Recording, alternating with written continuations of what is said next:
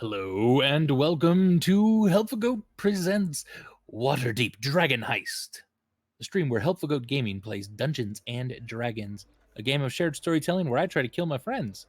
I'm Andrew Gilbert, the benevolent dictator of Helpful Goat Gaming, but tonight I'm your friendly neighborhood dungeon master. And I'm not alone. With me, as always, is the unbenevolent dictator of Helpful Goat, Galway, playing the kobold monk Squirm. Okay, so with the internet problems, my mind had switched to Tiefling Sorcerer Charity, and you started speaking, and I'm like, what? I'm what? I'm who? Kobold monk Squirm. Thank you. Right. Hi, everybody. I hate the internet sometimes. Adam, playing the half-elf paladin Silver. Hello, hello. Lena, playing the half-drow artificer Amelia. Hi. And and TJ playing the Yuan our human wizard Lysandra. You all came back. I'm so pleased. I love it. Hey everyone, welcome to Campaign B, the second sort of campaign that Helpful Goat is doing right now. We're going to go through Waterdeep Dragon Heist, and then we're gonna maybe switch into a couple other things, and then maybe switch into another thing. This whole Helpful Goat Presents channel, it's up for some chaos to come, but it's gonna be fun. And we're gonna be doing a lot of role playing, and maybe talking about role playing games eventually at some point too. That'd be fun. We've also begun to publish our adventures as a podcast, so just go ahead and search for Goats and Dragons wherever you get your podcasts. Ours is the one with an awesome looking goat on it. And you can find all our Twitch streams on YouTube at Helpful Goat Gaming. And a word of caution, we are this is the third episode of Waterdeep Dragon Heist, so if you're not necessarily caught up and you do care about spoilers, there are a couple spoilers ahead because we are a few episodes ahead. But you can go check that out on our YouTube, Helpful Go Gaming, and very soon we're going to start having these in podcast form as well. So look forward to that. We are affiliate, which means you're able to cheer and subscribe to us. And as a reminder, anyone who has Amazon Prime, you're able to cheer and subscribe for free through Twitch Prime. Super easy to link those accounts and get that set up. That's always fun to do. And thank you to everyone who follows the channel. We really appreciate the support. And if you like what you're seeing, tell your friends, tweet at us. We love to chat. Basically, this is all fun. This is all I'm doing at this moment. So let's talk about Dungeons and Dragons, because this is my life and I love it. That's kind of sad. Nope, not sad. Not sad. It's not beautiful. It's getting a little desperate sounding on the edges there, though. It's not desperate. Sorry. And with that, let's begin tonight's episode of Helpful Good Presents Waterdeep Dragon Heist. Ba-da-ba-ba. So, the story so far. As payment for a job well done saving his friends, Volo gave a deed to a property within the North Ward neighborhood known as Troll Skull Alley. The property is a manor, which used to be a working tavern with a living area 2 floors above it. The tavern area on the first floor has not been well kept, and there is a lot of cleaning and fixing up to do. If the area is to be habitable or usable as a place of business, if that is something you wish to pursue. Soon after exploring the property, the group realized that it appears to be haunted. A poltergeist of sorts, who does not seem to like the new inhabitants particularly. But just as it's settling in, the group is the focus of several others. It appears that the acquisition of the property and the saving of Floon and Raynar has gotten the attention of some within the city. Already, people are visiting the group looking for work in the tavern, and a mysterious group named the Harpers had invited you guys to meet an operative named Mert at the Lightsinger Theater that night. And As Lysandra enters the room she had picked out, she wipes the grime from the window, looking out at the busy street below. But she cannot help but notice a few faces turned toward the manor, and hushed whispers under squinting eyebrows. Several figures lurking in shadows, and a dwarf with a fine pipe all seem to be looking at this particular building. Lysandra, more than any of the others, knows how dangerous making a name for yourself in this city might be. She steadies her nerves for now as the party needs some fancy attire to attend the theater tonight. So, those who wish to go to the theater and meet with the Harper need to have fine clothing for the affair. Only Lysandra and Silver have this right now at the moment. But she insists that the others come to the family's estate, which is on the way to the theater. So who all is going to the theater and Lysandra's Jade Grin estate this evening? Have Squirm and Amelia shared with Lysandra and Silver the Harper's invite? They did with Lysandra, at least. Yeah, we were gonna. I think. You were gonna check with Lysandra about clothes. I wasn't. Yeah. I wasn't sure. I wasn't sure from the context of the invite if it was just for Amelia and Squirm. Oh, not necessarily. Yeah, you had tickets saved for the group. Okay. So whoever would like to go, basically, it's a free ticket to the theater, and if you want to try to meet Mert, that is a Harper deal. Lysandra's definitely in. A night in the theater is just what she needs. Squirm wants to go. Yeah, Silver will probably go to that. I don't know if Randall will show up to start helping with renovations or whatever. You rang your bell, I remember. Yeah. So He I don't probably know. would. Yeah. Finnegan Yeah. is still around, so he can start Randall on some activities if you tell him to. All right, cool. Yeah, Silver would probably do that. Does Silver need to change out of his armor to go to the theater?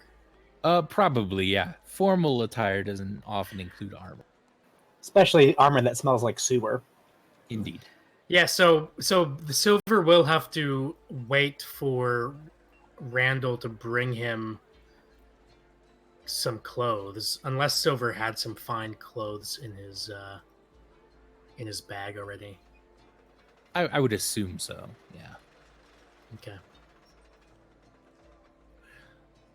And then Amelia, you're going as well? Yeah. She's gonna go, but one, I don't have any nice clothes, and two, she would absolutely refuse to take her studded leather armor off. So we need something that she can wear over that. That's fine. That shouldn't be a problem. All right.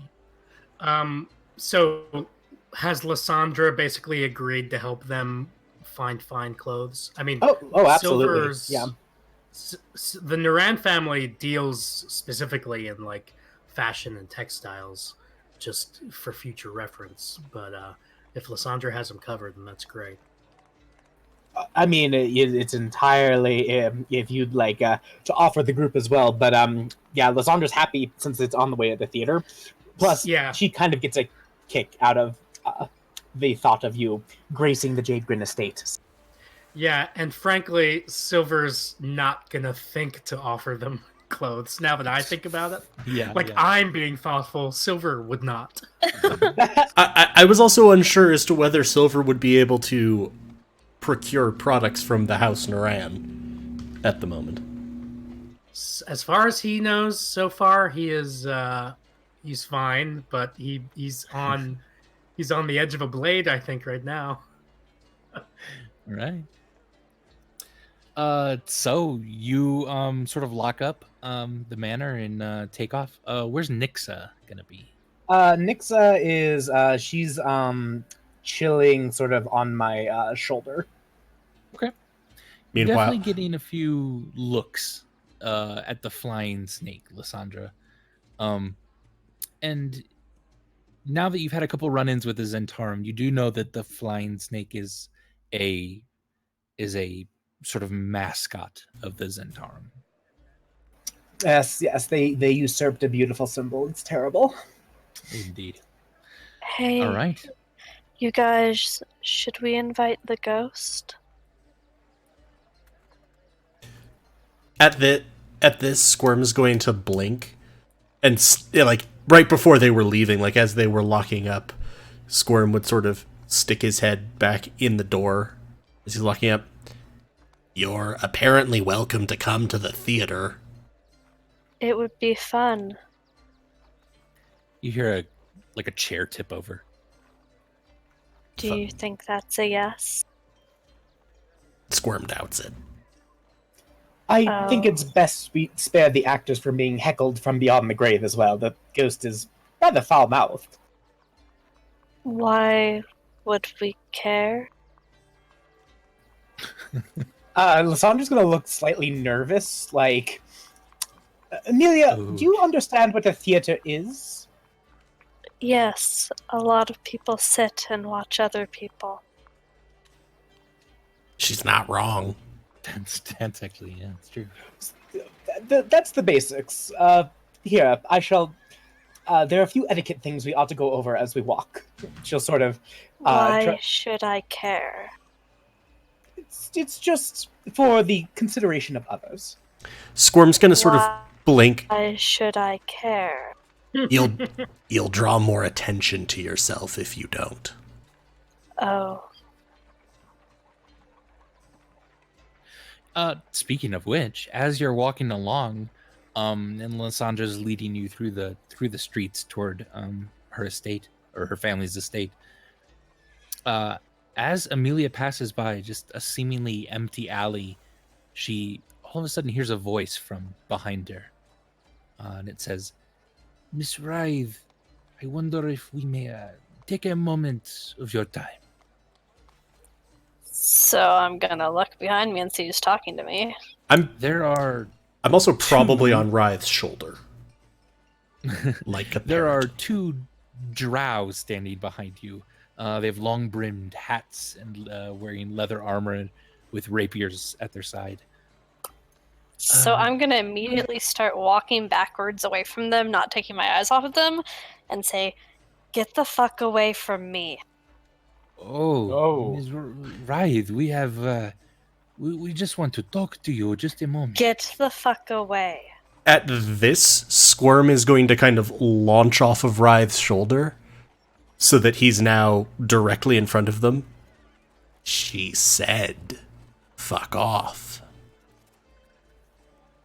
Well, and one of them turns and whispers something to the other, and they both sort of smile, and oddly enough, you think they look really relieved, and tip their hats to all of you and take off down that alley. Friends Why of the yours, fuck Amelia? are... Is that how you treat friends, Lysandra? Fair point. Why the fuck are drow here? Squirm blinks. Largish city?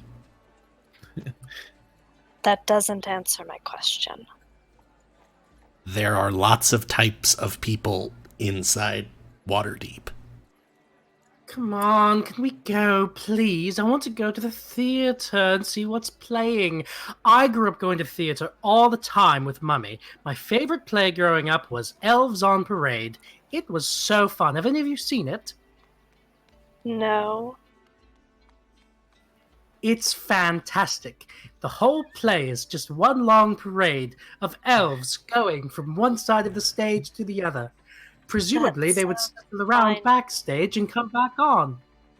Yes, the verse is 2 lines That long. It sounds often lasts for 5 hours. It's really delightful and quite intellectually stimulating for somebody I of don't Noran's want to skills. go to the theater anymore. At the end of Lysandra's line, Squirm started chuckling. That sounds more boring than the lectures at the monastery. Those lectures killed someone. Oh dear.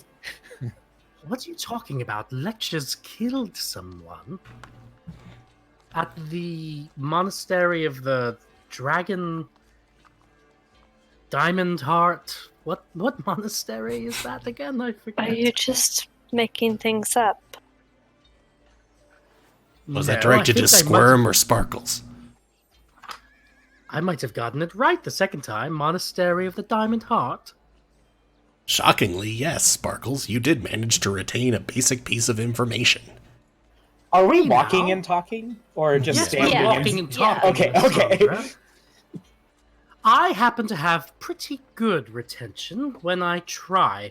I remember during my studies under Aeson Lusoth, my instructor in paladin studies, I had very good study skills. So anyway, and Rive, don't worry about the drow. All right, never mind then. Easier said than done. Well, look at it this way. Drow have kneecaps. As far as I know. Two, in fact. Which means that those kneecaps can be removed. Yes. Should Silver have an opinion about drow elves being in the city? No, your mother never let you play with the children of drow, but Jesus. other than that, So, just highly segregationist. a little bit. But do we?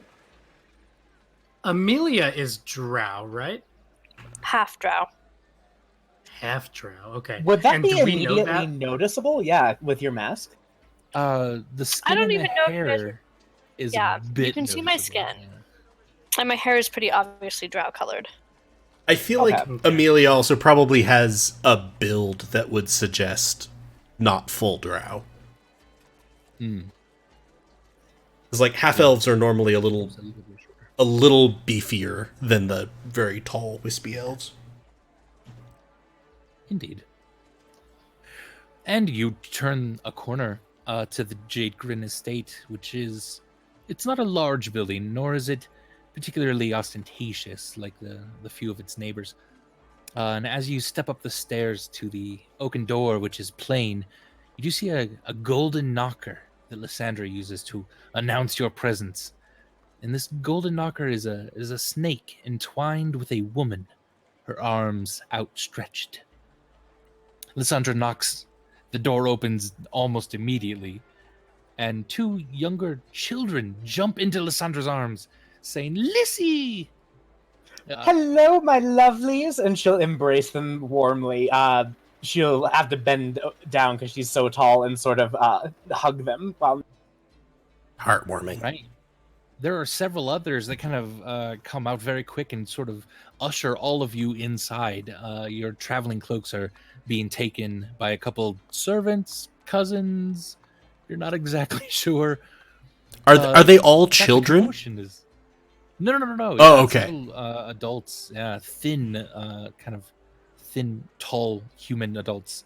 The commotion is fairly intense as these 5 or 6 people just kind of swarm around Lysandra with hugs and nods of recognition, and someone shouts for food to be brought in and wine to be poured, and Oh no!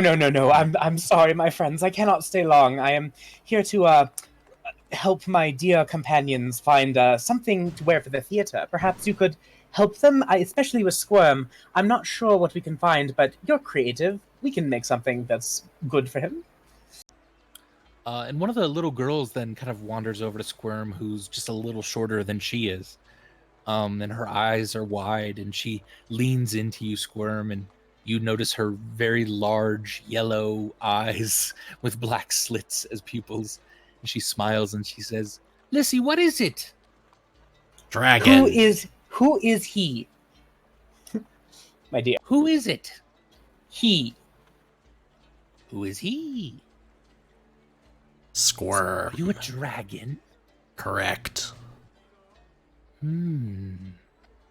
Wait, are you? I think I might have something that would fit him. And she kind of runs off.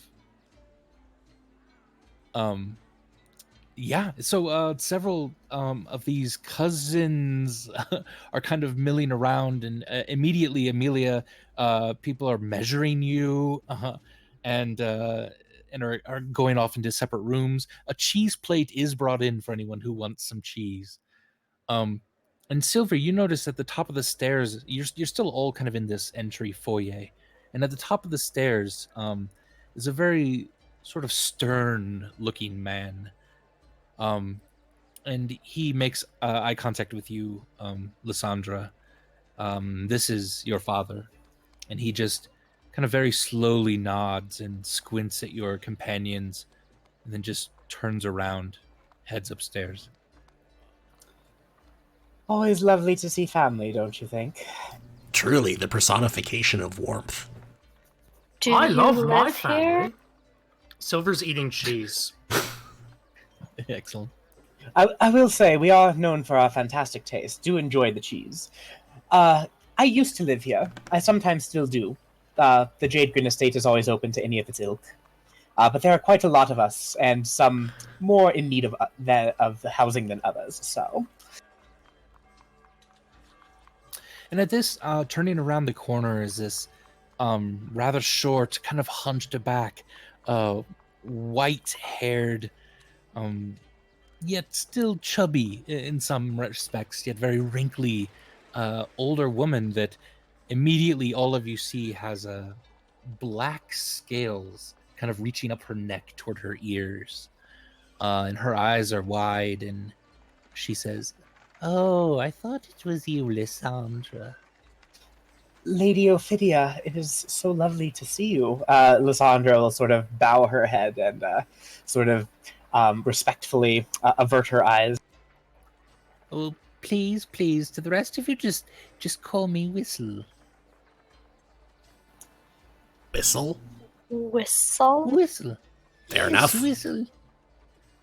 Squirm's going to sort of wave a hand. Lysandra. Squirm. Lysandra, you have odd friends. But very, very good ones, let me say. She'll sort of look at Squirm and Amelia with a nice little smile, and then she'll look at Silver, who's probably got his cheeks bulging with cheese, I'm assuming? Yeah, Indeed. and he'll say, "Hey, Whistle, did you make this cheese?" No, dear. Cow made it. That's funny. Thank you. And she comes over to you, Silver, and she kind of almost glides over to you, oddly enough. And she starts kind of pinching your cheeks and kind of smacking your stomach a little bit. She says, "Oh, Lysandra, this is the one, isn't it?" Yes, my new young ward, so Yes. to speak. She kind of goes around you, Silver, and she says, "Oh, well, you have your work cut out for you, don't you?" Long, winding, and sun-bleached. Say, now what is that supposed to mean? Might I speak with you, Lysandra, privately? Of course, Lysandra will say, "Excuse me, my dear friends, if the children come back with clothes, feel free to be completely honest with them if they are not to your liking. They will bring more, I guarantee." And Lysandra will sort of exit off. All right. Squirm's going to hop up, grab some cheese, offer a piece to Writhe. Thank you. Pop a What piece did of... she mean by that? By I've what? been doing pretty well, I thought. Remember in the sewers? I was pretty good down there. Right? Silver's Which looking part? back and forth. Squirm is just blinking slowly. You mean the part where you repeatedly, intentionally tried to avoid combat? Well, I think you're mischaracterizing the overall tenor of our adventure in the sewers. Squirm distinctly remembers you suggesting that you should stay behind with increasing registers of panic when it was pointed out that you shouldn't. No. I'm just eating more You're gonna cheese. eat some crackers, yeah. So Lysandra, you've come in and Grandma Whistle has shut the door behind you, and you believe actually she starts to cast a spell real quick on the door itself. I've seen her do this before, I'm assuming. Yes. Yeah, this Yeah, is so- something she'll do if she really wants privacy. She'll cast usually like a silent spell or something. What merits such fantastical means that you need to keep from other people, dear Grandma? Lysandra, I've heard, and tell me if I'm wrong, but I've heard that you saved the Never Ember boy. I Is was this true? I was there when he was found, certainly. What happened is a matter of conjecture, I'm sure. What concerns me is that I heard this from my grocer. The man who hands me oranges told me about you. Lysandra actually will sort of look away and sort of say, I know, I perhaps was not the most cautious in this endeavor. I remind you of one of our proverbs in this house, the snake that pokes his head out of the den furthest. What happens to him, Lysandra? Brutal decapitation, just like Mother always said. Brutal decapitation. Yes. Just be wary of the Never Ember boy. What do you He's, mean? What do you know of him? well, his father, who you know has been exiled from Waterdeep for many years now, has been also still having his fingers in pies. You know what I mean? Oh, yes. Yes, good. Well, the boy, though he is a bit naive and rambunctious, perhaps, is a part of a very, very powerful family who does not have Waterdeep's best interest in mind. You know what I mean. This is true, I suppose. Although I will say, for Reyna's sake, he is a man of perhaps not honor, but certainly he is not the worst I have met in his class. Yes, well, I understand. I Mm. understand. I shall. And this whole time, she's really not even been looking at you too much. She's been kind of rifling through her desk. And then all of a sudden, she kind of pops up with a scroll case and then wanders back over to you and hands it to you. And she says, well, you are becoming your own, I suppose. And for the times when brute force is unacceptable, please take this. Lysandra will accept it and sort of bow her head in thanks. Thank you, my dear grandmother. You know that I would never dishonor this family. And she'll look Of course, no. You couldn't dishonor this family, dear. You are the honor that is brought to the family. You are fine. You be you. Whatever your father says. I certainly will attempt to do so subtly. And she'll sort of smile at. She nods and then kind of goes to the corner into a rocking chair. And this is a subtle cue in this family for you to take off. Well, thank you. I expect I shall see you fairly soon in the future. Do let me know if there's anything I can do for you. And she'll bow herself out. Yes, she just kind of nods at you and starts to rock. And as you come back out of the room into the foyer, the group has already been dressed in the first round of costumes / formal attire. they've dressed Squirm in this tuxedo with tails that are just dragging along the ground, and very baggy pants, but they are short enough for him. And they've dressed Silver in this blue flowing robe suit that looks fairly nice on him. And Amelia just kind of, she's just standing there sort of wide-eyed as they've kind of put a pink dress over her like leather armor and furs that she has.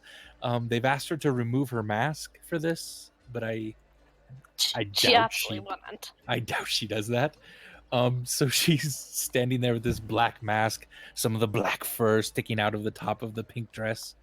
How does everyone feel about this? Lysandra will immediately look at Amelia and sort of smile and say, perhaps something in black, children. I'm not sure pink is Amelia's color. I don't care what color. Does this look fine? Like finery?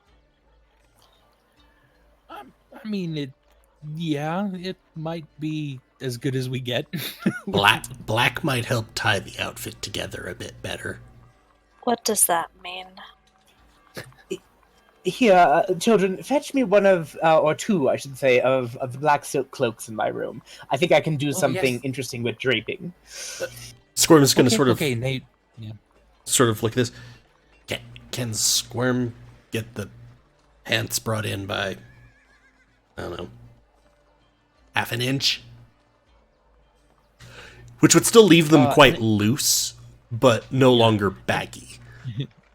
At this, there's already a Jade Grin behind you, kind of rolling her eyes and fixing your pants a bit, so they're not quite as baggy. Yeah, thick. Does Silver need a blue robe? He was already like dressed and presentable in his own clothes, right? Yes, it appears that they didn't know that those were formal attire and brought you this anyway. Okay. So it's up to you. Yeah, actually, yeah. The two children are running down the stairs, and in comes your sister as well, who just leans over for a kiss, Lysandra, and she kind of rolls her eyes at the children being rambunctious, and she says, "Oh, it's never ending. How is your little one?" And she looks over at Silver then. Oh, he's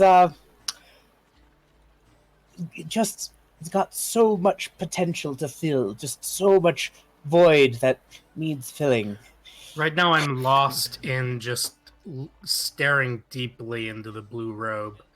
I'm like feeling it and studying it. Beautiful.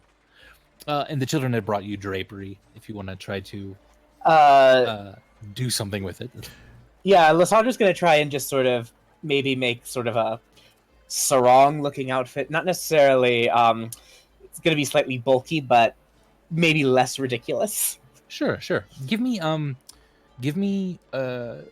you want to do it. Give me an intelligence check or like a performance kind of check, a charisma check. Probably. So straight up intelligence check? Yeah. All right. Let's do a performance check. Right. No, charisma. I'm sorry, an intelligence check. There we go. Okay. Gonna logic this thing. Roll that. All right. With a 9. You're trying to remember kind of what's in style right now, and you're trying to recall, like, okay, everyone who's going to be at the theater, what's kind of some of the dress, and you actually make something that looks decent and nice, though you didn't know that it's probably a season or two old at this point. So Silver might put his nose up and roll his eyes a bit at it, but she's passable, and eccentric with her mask on if she leaves it on. Yeah. There are plenty of people at the theater in masks, so that is... Are there? Mm-hmm. Yes, but they're usually on the stage. Oh. Is this finery now? Yes, actually, it does look good, and also it is, how shall we say, ambiguous enough to make you less noticeable, which is sort of the important thing. Yes. Although the mask also adds a mystique. I think this will work. She'll look at Squirm and say, "You look very dapper, dear sir. Anything else that we can do for any of you before we go?" I would like to hope that as Lysandra asks this, a child runs up with a top hat for Squirm. I was just gonna say that. Yeah, that's so funny. Squirm's gonna very carefully pop the top hat on. Squirm's good. Excellent. Right. Silver's going to draw his sword and stick it in the air and say, "To the theater." Silver, you can't bring weapons into a theater. You know this. Is Lysandra's sister still there? Yeah, like Lysandra has like wide-eyed and like just so embarrassed that this is happening right now. Squirm's gonna look up and like,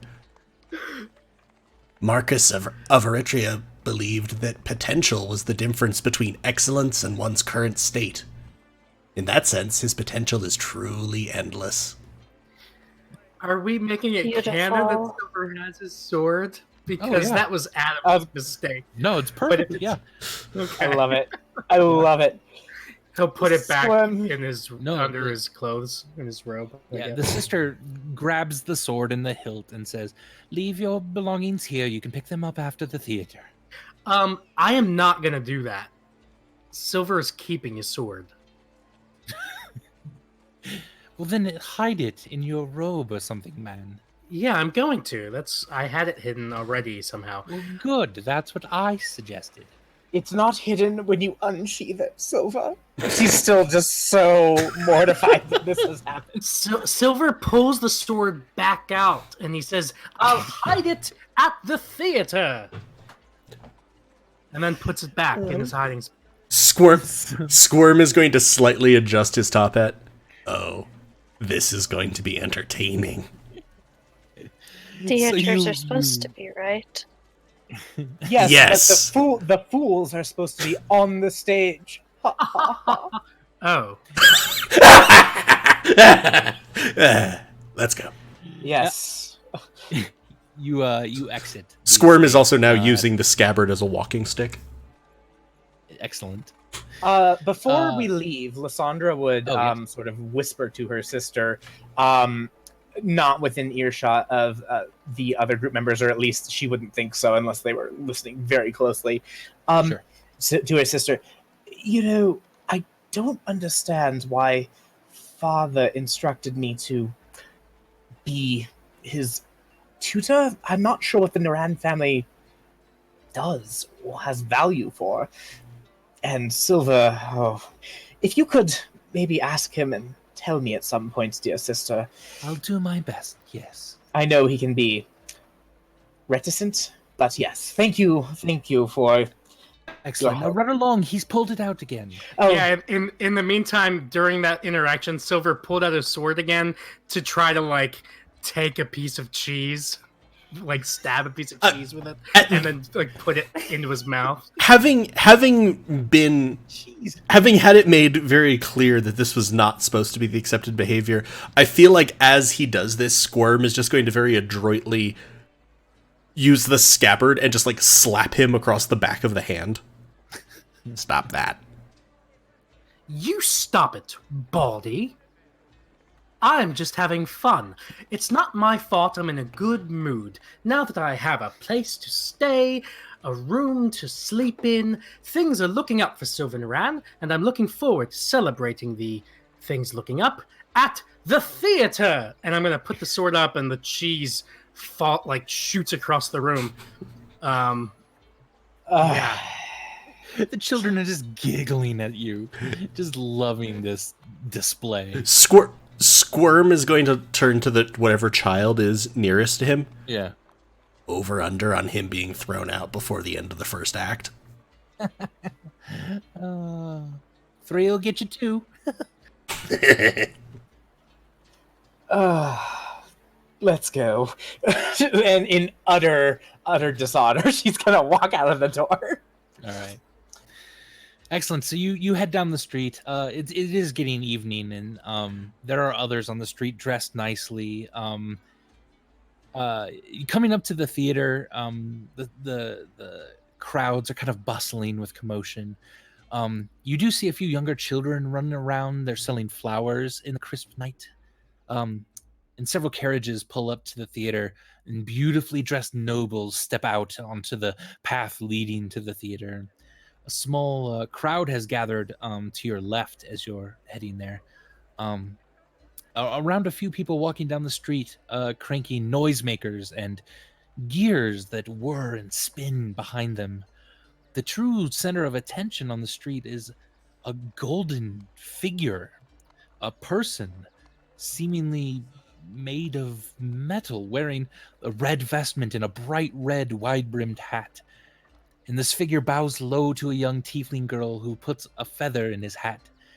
And the golden clockwork figure winks at her, stands up straight, and then tumbles backwards with wondrous skill. And then you're losing them in the crowd.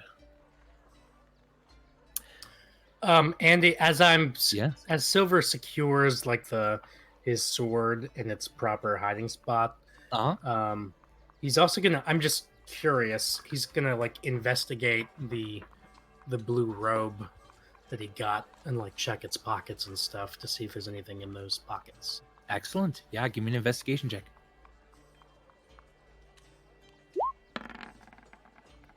I wanted to fumble so bad. That's a 5. Yeah, you find a secret note of some sort in one of the pockets. And you can barely make it out. The writing is fading on it. And it says something like Ivory Street Cleaner. Yeah. Oh, so, yeah, Silver will be very intrigued by that. No, he's not intrigued. He's not. He knows so much an idiot that he doesn't understand. Yeah, once he reads What cleaners, cleaners he thing okay. is. Yeah, you get it. Yeah, okay. So you make your way up to the theater. The Lightsinger Theater is well lit with alternating purple and yellow fires, ever burning in sconces on the wall. The dark red carpet leading into a large auditorium hosts many theater goers. Their dress is brilliantly white and gold with flashes of blues and purples and greens. The ticket call is in the center, is in the corner, and after mentioning that Raynar Neverember held tickets for you, you immediately notice a few people glance your way and start to whisper.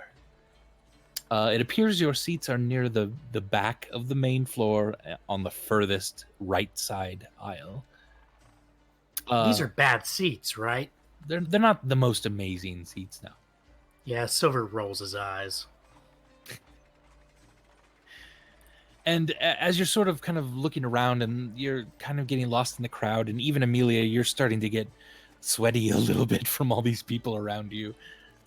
A cleaned up Raynar rushes up to you. And he says, "Yes, thank you for coming. It's so good to see you again. Oh, we will indeed become fast friends, I believe this. This, by the way, is Marshall, a thin man in green scaled vest with a white shirt. Comes up behind him and grabs his arm. We are to be seated soon." And Raynar kind of nods at him and says, "Yes, of course. You have to, I will speak to you after the show, all of you. Yes? Stick around, please." Squirm will sort of nod. Indeed. Excellent. Well, the show's about to begin. Silver has apparently snuck in a handful of cheese. And as Give me a deception check, Silver. I need to do a deception check for that? Yes, to hide your sword and your cheese. Yes. Sleight of hand. Is that sleight of hand or deception? I think it's good deception because he's already hidden it. If you're trying to like, He's just trying to bluff. yeah, that'd be slight. So a deception check. Yes. So I would love it. All right, with a 10 deception, you do see like the one of the sort of ticket master people is kind of eyeing you, and even as you find your seats and kind of sit down and you have to adjust your sword so that you're not sitting on your sword, he's just like eyeing you and looking at you and standing kind of in the back of the auditorium. Then I'll hold off until later on in the performance. Right. Jesus. Lysandra's looking around, perhaps made a little paranoid by her grandmother's warning, and she's going to attempt to just see if there's anyone else watching us. Not so much Amelia, because Amelia's probably the best dressed as far as masks go tonight.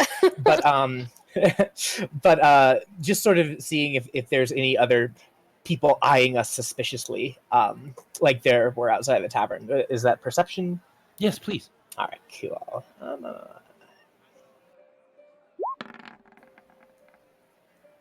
16. Interesting with a 16.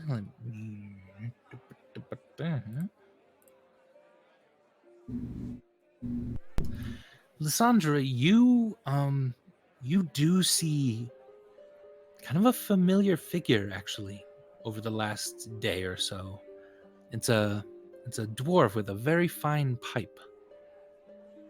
And he's just kind of standing right outside the entrance to the theater now.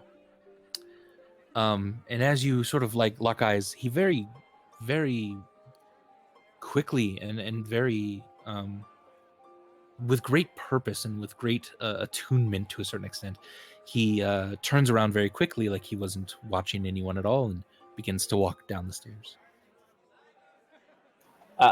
Lysandra will make a mental note that this figure is interested in us.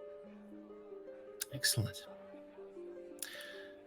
Well, it's not too long before you all take your seats. The curtain rises, and it's a somewhat dull play about a love interest that could never be. Silver, you have to kind of nod your head a few times because there's no parades and there's certainly no sword fighting. It's a little dull, though. You do enjoy being at the center, being in culture to a certain extent. Yeah. And yeah, intermission actually comes fairly quickly for you. What would you like to do? Is it over? We're halfway there. Oh, But if we're I've lucky, never done this. if we're lucky, the characters won't have learned anything. That's where the play seems to be going. Oh, Squirm- I love when the characters don't learn anything. That's my favorite type of play. You're a delight to have as a student when you say things like that.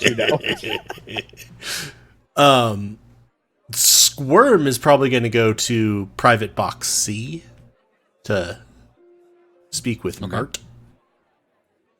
Anyone yeah, else? Amelia will go with him.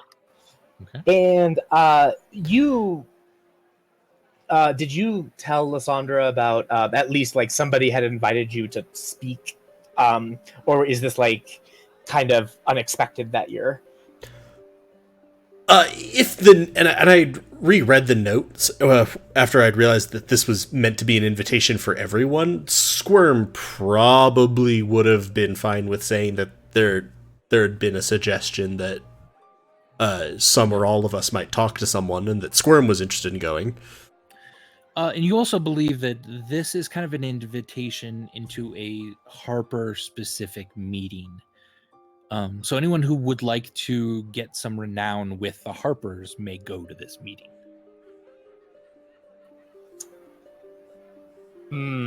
Would it be seen as a declaration of allegiance? That you're not sure of. Yeah. Okay, well, Lysandra will go along in an advisory capacity if Squirm and Amelia allow her to. I don't think Squirm would have any problem with it. Yeah, no.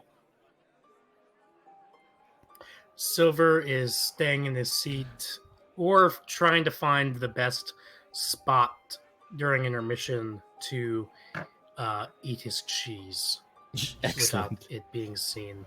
Lysandra is going to pause briefly as Squirm and Amelia are going away and say, she'll turn back to Silver.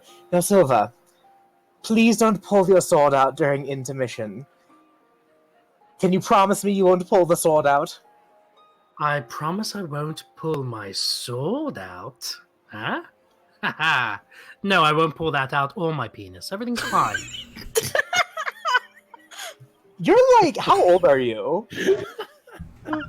Are you? Wait, is Lysandra asking that? Yeah, no, TJ's asking. Yeah. TJ's asking Adam. No, like, I want to know, like, how old does Silver look? Because, like, on a certain level, that's just creepy, what you just said. Oh, yeah. It is From a great. 40-year-old. Wait, isn't he an adult? Like, Silver is 26 years old. Okay. He probably looks younger than that. Oh. Goodness. Lysandra is just going to give him a look and say, nouveau riche. And she'll turn around. Do people pull their swords and penises out a lot at the theater? Not at the same time, generally. That's Squirms. really good. Squirm's gonna nod. That sounds like a recipe for disaster. And at this, you've made your way to Private Box C. Is there a door to it or a curtain or anything? Yes, there is a curtain with someone standing outside of it. Squirm will A sort rather tall-looking elf. sort of walk up and not quite nod, not quite bow, but something in between the two. We were told to inquire for Mert. Yes, inside, Master Squirm. And he pulls the curtain aside. Very under his breath, so probably not audible to anyone. Squirm's gonna fucking creepy Harpers.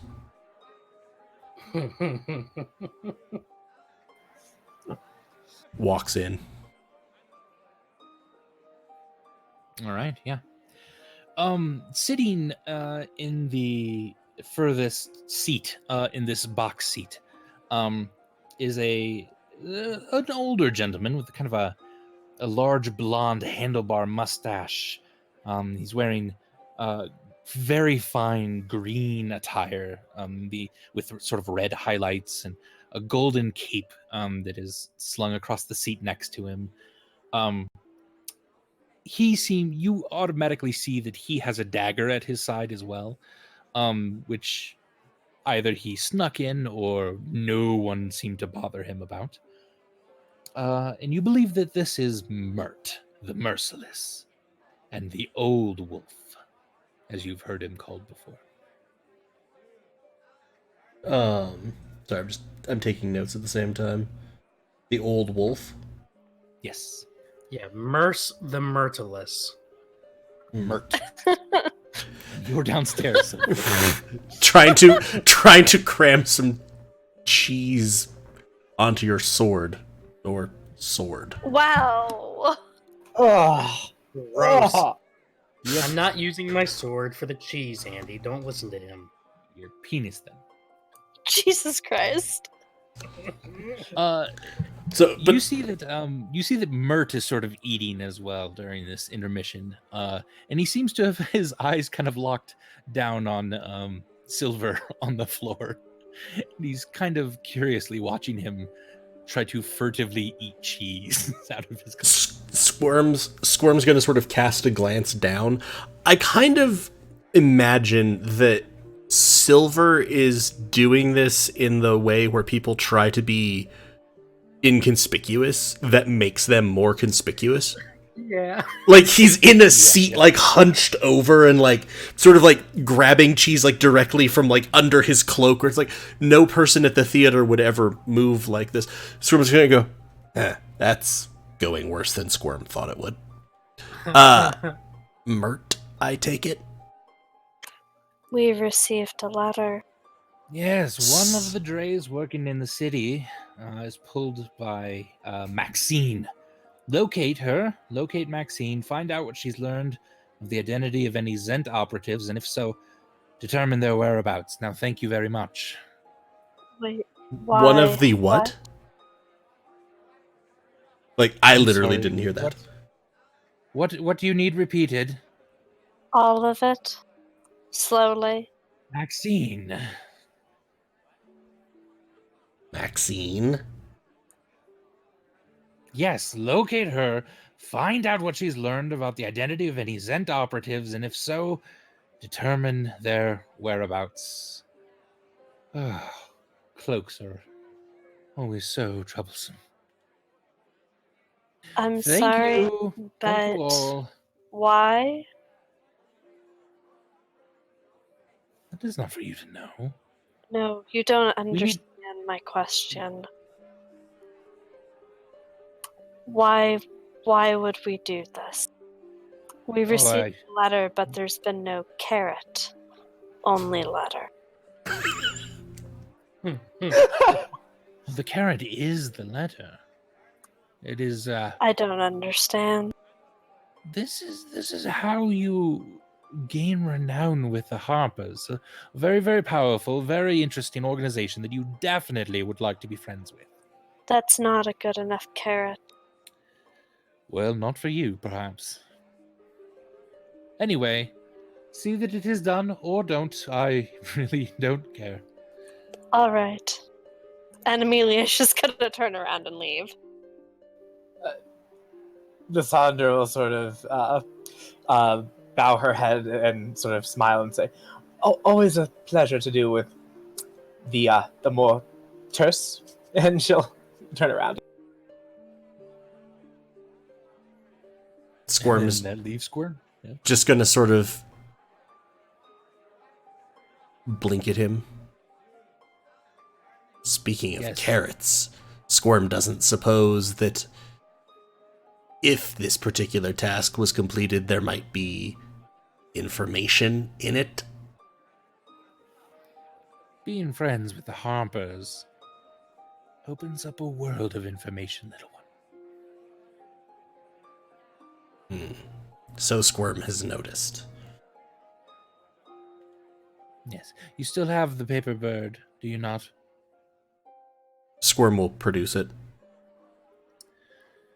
Yes, well, when you are done, simply write on the back of it, fold it back into a paper bird, and set it free. It will return to us. Squirm understands. Now, the second part is beginning, and I really want to see what's going to happen between these lovers. Squirm's gonna sort of shrug. I think figuring out how much cheese Sparkles managed to sneak in the intermission is more interesting. I believe an entire wheel, by the looks of it. Gonna have to take that into account for the budgeting. While they were all gone, Silver would have been looking around, making sure that nobody was spotting him, but at the same time, he would be looking to see if does he see anything or anyone notable while he's looking around. Give me a perception check.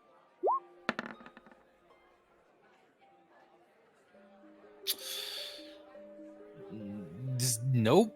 That's a 3. With a 3 perception, Nope. you don't even you sort of start when a figure appears right next to you, and it's Amelia and and Lysandra, and it scared you. They snuck up on you. Huh. Oh, it's just you. Would you like some cheese? Lysandra, Sounds good. Lysandra is going to say, "Amelia, perhaps not now for cheese," and then she'll look Why? at Silver and look at the cheese and say, It's- "Silver, this Why? is not even our cheese. Where did you get this?" Amelia's going to take a piece of the cheese and start eating it. I've given Amelia a piece of Ah. cheese. Lysandra. So Amelia, all right. I'm not sure what you're eating. That wasn't gonna- our cheese. I'm gonna yes and this. Yeah, where did Silver get this cheese? It's older cheese. He had it from Yeah, before. he's had it before. It's okay, Lysandra. It's cheese. He found some at the manor. It's actually quite good cheese. It's Ugh. good cheese. I've eaten much worse. Are we attracting attention? A bit. Yeah, but it's the theater filled with rich people. They don't really care too much what you do. Oh. Everyone here is a bit eccentric. Lysandra is going to say, all right. Well, just eat it quietly. I Yes, do no doubt. everything quietly. Is that Hey, cheese? by the way. Yes. What? That's Adam saying, what? Did you say? Is that cheese? Yeah, Squirm just like appeared behind Sparkles. Ah. Now everyone wants cheese. Yeah, Silver will offer you a piece of cheese. Lysandra, you sort of look up in box C and you just see a big sort of mustache shaking its head back and forth. Lysandra is going to resist the urge to give a jaunty wave because this is all fine. It's all fine. Squirm will sort of put up in. Squirm's good. Thank you, though, Sparkles. Hey, how was your secret meeting? Was it fun? No, it was stupid. He was stupid, and it was a waste of our time. Oh, sorry to hear that. Oh, it's starting. I hope there's a parade in the second half. Is that... Are there usually... No. Oh. In the second half, There's always the second a half parade. of the play. The second half of the play has no parade, though they talk about a sword fight that happened off stage.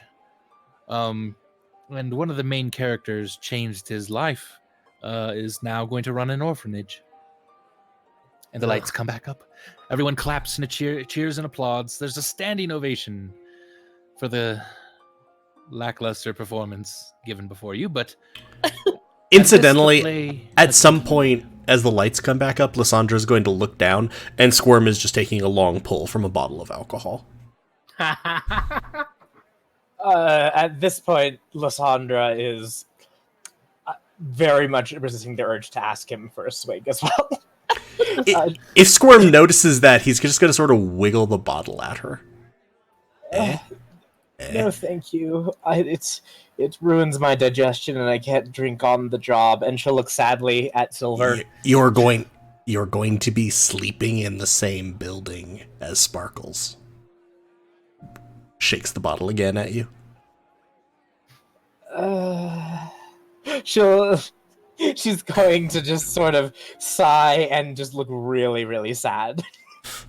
Andy, was there anything anything capable or powerful or poignant or resonant about the play and about the was it the main character who ended up changing and starting an orphanage at the end? Yeah, Was give me there- a perception check. Perception? Yeah. Give me a For culture check. Yeah, to see how perceptive you are. That's an 18. 18. Silver, there was something in there that felt resonant to you. The fool had brought in some cheese as well on stage, and it reminded you of yourself a bit. Interesting. Silver will look deep in thought as the lights come up, if there are lights, and there will be just like one like little sliver of cheese still just kind of like dangling out of his half open mouth, and his brows are furrowed, and he's just trying to understand this play and the main character and the fool that brought in the cheese and the whole orphanage thing. He's very intrigued by all of it, but silent. Indeed. Lysandra, a noble couple passes down the hall, and sees Nixa wrapped around your neck as kind of a scarf, and actually gives you like a kind of a knowing nod. Lysandra will give a very sort of respectful nod back, just knowing full well that if they know the Jade Grin estate, they know that is her sigil. But You have no idea why the nod occurred. Yes. she'll assume that it's because family members have taught. Although she's not actually that naive. She's having a hard night. Indeed. And at this, Raynor comes rushing up, holding the hand of Marshall behind him. Oh, did you like it? Did you like the play? What do you think of it? It was certainly a play. Wasn't it? It certainly was no elves on parade, but I did find it quite interesting. I liked the part where the fool brought in cheese for the main character. And I think, correct me if I'm wrong, but that fool bringing in that cheese ended up being a pivotal moment in the main character's transformation. Don't you think, Lysandra? She's gonna look up and immediately be distracted by the small fleck of cheese hanging out of the side of your mouth. And she's going to just sigh and take a handkerchief and sort of... Sylva, hold on. And yes, and she's gonna wipe your face. Well, all right, thank you. And he'll turn to Raynor. Yeah. Don't you think? Possibly. I hadn't thought of it like that. Oh, that's interesting. Yes. What do you think, yes. Marshall just rolls his eyes. Lysandra will look at Marshall. Yes, it was difficult to hear any plot over the dull animal bleat of cacophonous love platitudes, don't you think? He rolls his eyes again. Charming. Yes, well, how are all of you? Yes, how I hear that you actually got the estate from Volo. That's excellent. I will be Yeah. by post haste for a drink. It has a ghost. Oh, that's fascinating. It is fascinating. Yes, interesting.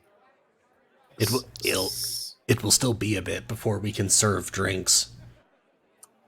Oh, is the place not up and running? Needs a bit of work, does it? Yes. Huh. Startup costs are mildly prohibitive. Oh, certainly. But you are going to fix it up, aren't you? Oh, I would so hate it if you didn't. Largely a matter of if we can find the coin. Oh, how much do you need? How much do we need?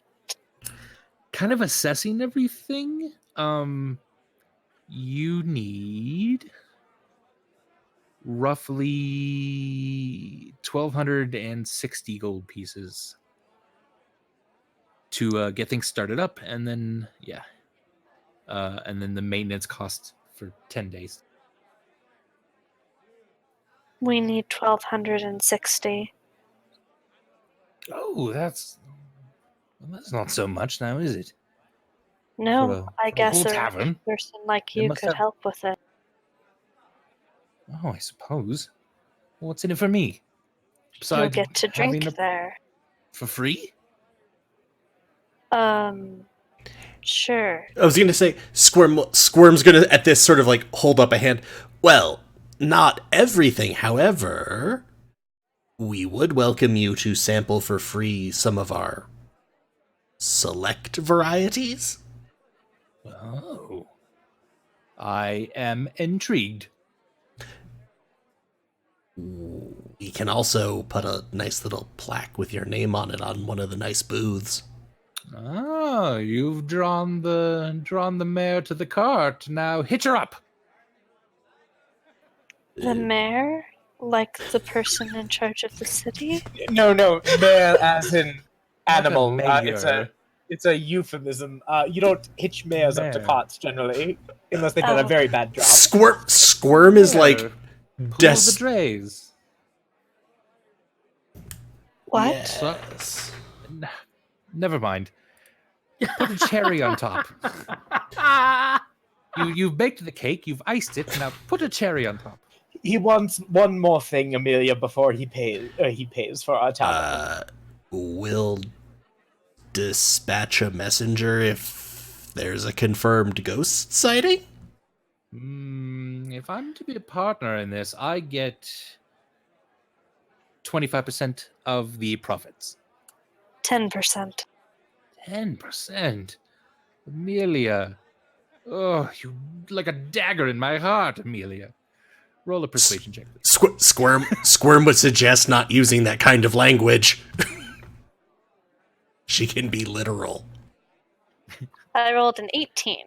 18. Oh, Amelia. Oh, it hurts, but it hurts so good. You know what I'm saying? You're saying you want me to stab you? No. Squirm was warning you. I feel this might be good. I do kind of want to get into the tavern business. Will you call a drink after me? Sure. Oh, that's what I needed, Amelia. Thank you. Oh, glorious words. Yes. How exciting this is, Rainer. We're so happy to have you as a partner in business. I asked So Randall happy. if he would be an investor, and he said he wouldn't because Oh. the house is haunted, which I think is ridiculous. Besides, I gave that ghost a stern talking to in my room earlier. Well, not in my room, in the tower, and I told Yes? it to leave us alone. Would you? Oh, So Why I would think, you do that? I think we're going to be fine. Silver, What? why would you do that? Oh, because the ghost was a nuisance, and I decided to use my authority as a member of the House Norran to give it a firm talking to. So, Silver, if the Yes? ghost leaves, you're going to find out what it's like to be a research subject in its place. oh, At the some squirm IRB approval for that. at the squirm will sigh. Congratulations, sir or madam, on your selection as a participant in this totally ethical medical study. Don't you just love evenings of high culture, Raina? Rainer, Yes, well, Rainer. I'll send Silver's the paperwork gonna- and the gold. Silver's Some gonna more, lean Silver. into Rainer. Yes. He's gonna initiate a conspiratorial whisper with Rainer, Oh, and he's going to whisper into Rainer's ear. yes. What is he going to whisper? Do you want some cheese? I snuck some in. Why, yes, I would love some. Here, I'll put it in my right hand and sort of Okay. have it sort of come up like at my Yes. side, but sort of Okay. have my palm scooped upward a little bit. So if you I'm with lower you so your far. right hand into Uh-huh. my right hand, you should find the cheese Does- right there. Does Yeah, we're all staring. No. I'm actually more wondering at this point, or rather, Squirm is wondering. Does Sparkles have like a coin purse on him or anything, like at his belt? Probably. If the DM says probably, then Oh, probably. yeah, I don't think you'd leave the house without a bit of coin. So, as Sparkles is just completely enraptured with this entire elaborate dance of the cheese, Squirm's just gonna kind of and see if he can lift his coin. Lift the coin purse. Give me a perception check, Silver.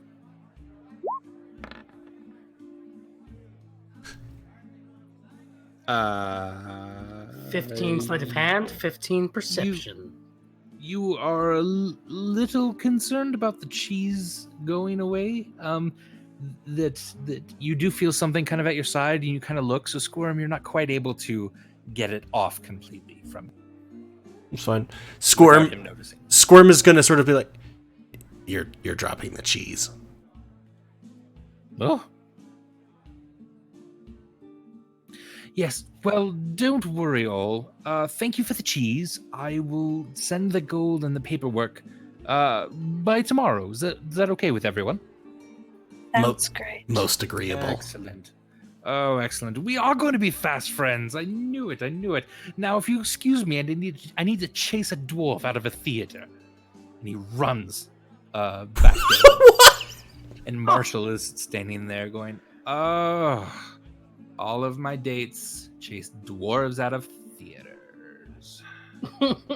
Is this a normal part of visiting the theater? Sadly, yes. Should we be doing it? I'm bored with you. Marshall turns around and leaves. My What God, would you like?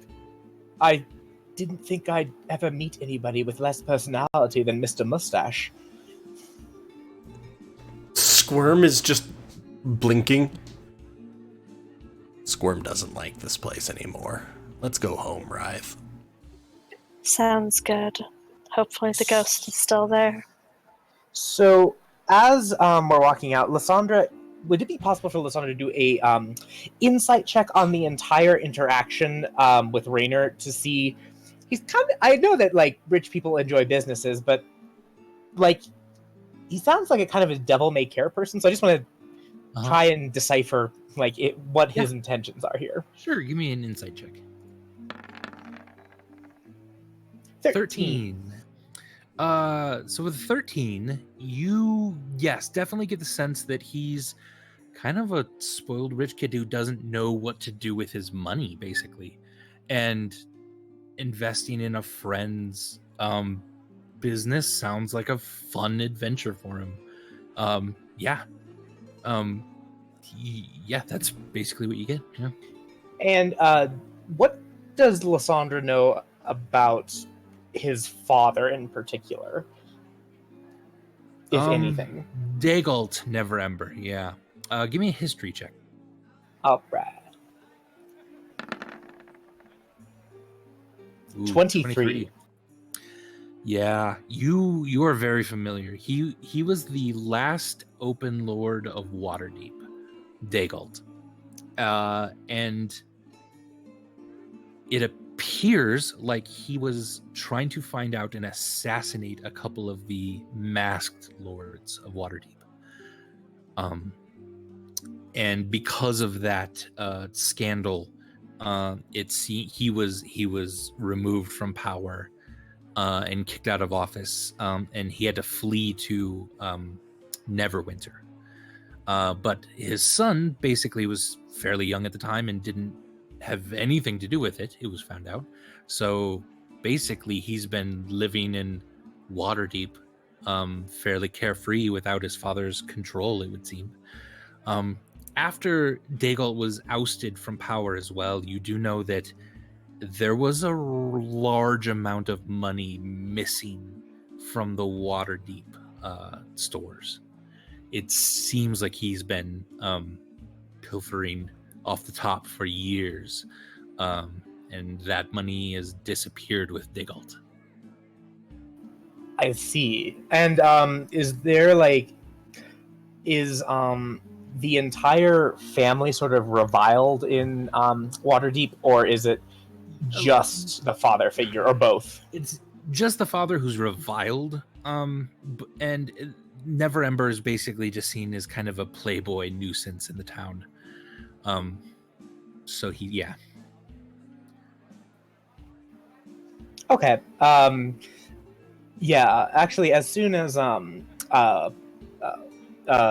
Raynor is like done or out the door chasing the dwarf, Lysandra will sort of generally say these things to the group, just kind of in an offhand way, as we're walking back, so that they know as well. All right. I'm tired. I want to go home and sleep. Excellent. So you leave the theater, head home.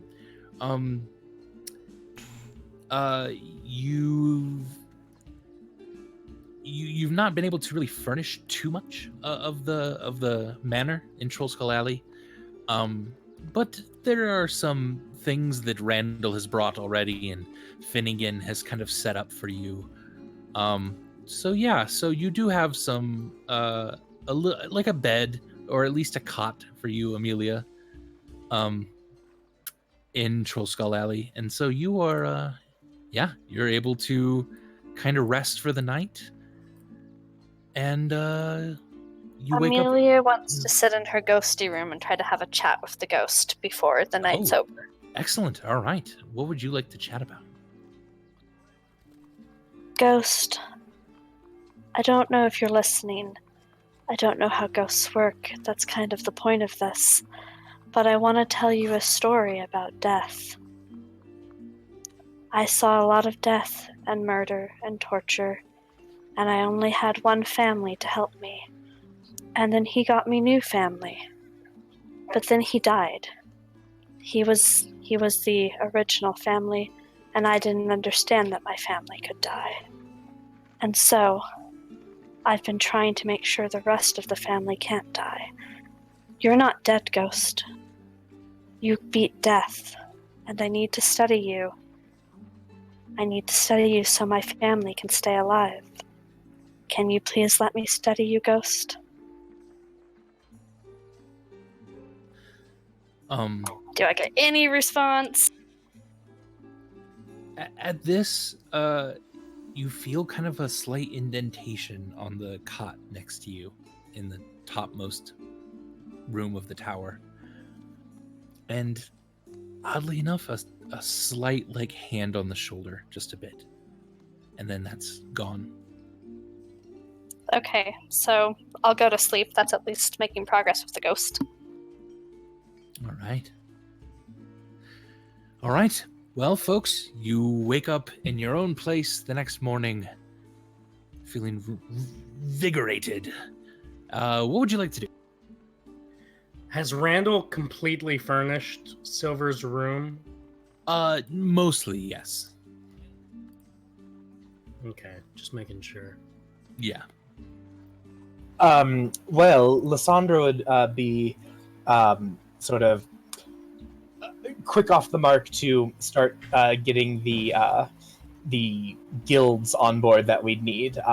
Sort of listing out the people we'd need to Excellent. talk to, just because that's what you do. So Beautiful. All right, so you're working on that.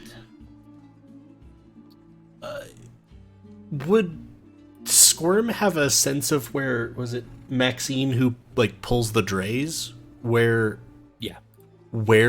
that might be? Not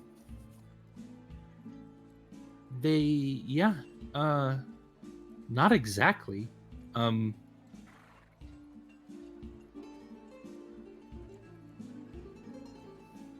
Not exactly. You can start to kind of ask around, maybe Troll Skull Alley, if they know anyone by the name of Maxine or. Yeah, I might do that a little bit, and I feel like Squirm is also probably helping with some of like the menu setup and stuff. Excellent. All right. So yeah, probably divided between those two things, like trying to run down a little bit of information, and he'd probably be trying to do that relatively subtly. Okay. Yeah, give me a charisma check then, Squirm. Oh. That's not good. You're asking around.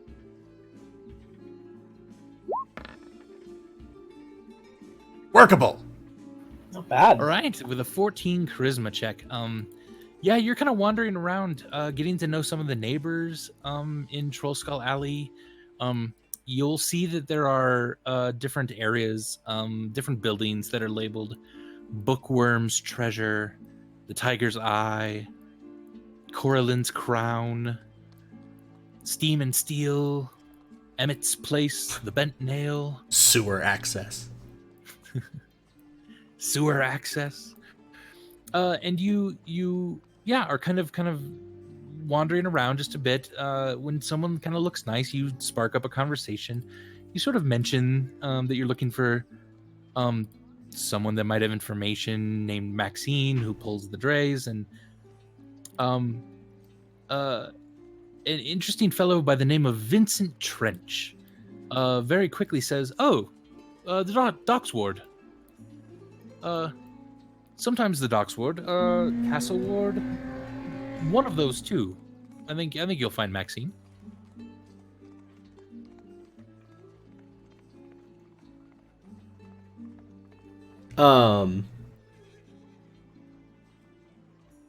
Squirm's gonna sort of, thank you. Tell you what, Indeed. when we get the tavern up and running, your first drink is on Squirm. Oh, hey. Thank you for that. Squirm's gonna sort of nod and like, yeah. Any interesting information that you hear can turn into more free drinks in the future. I'll remember that. And, by the way, I run Tiger's Eye. I'm a private detective, so if you need any information now and then, I'm generally a good source. I think his name was Vincent? Yep, Vincent Trench. Yeah. Squirm's gonna kind of smile. Well, Vincent, I think this is the start of a long, beautiful spate of drunkenness for you. Agreed.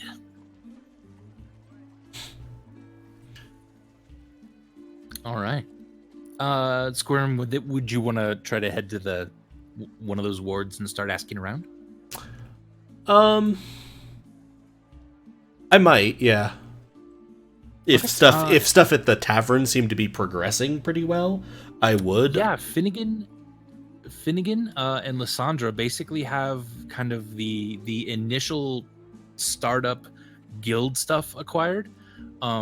Randall has already helped with some of the repairs and bringing in some furniture. I will say that Lysandra during this time probably actually would have pulled Silver aside, sort of saying, hey, come help me with hang this Silver. Silver was sleeping in.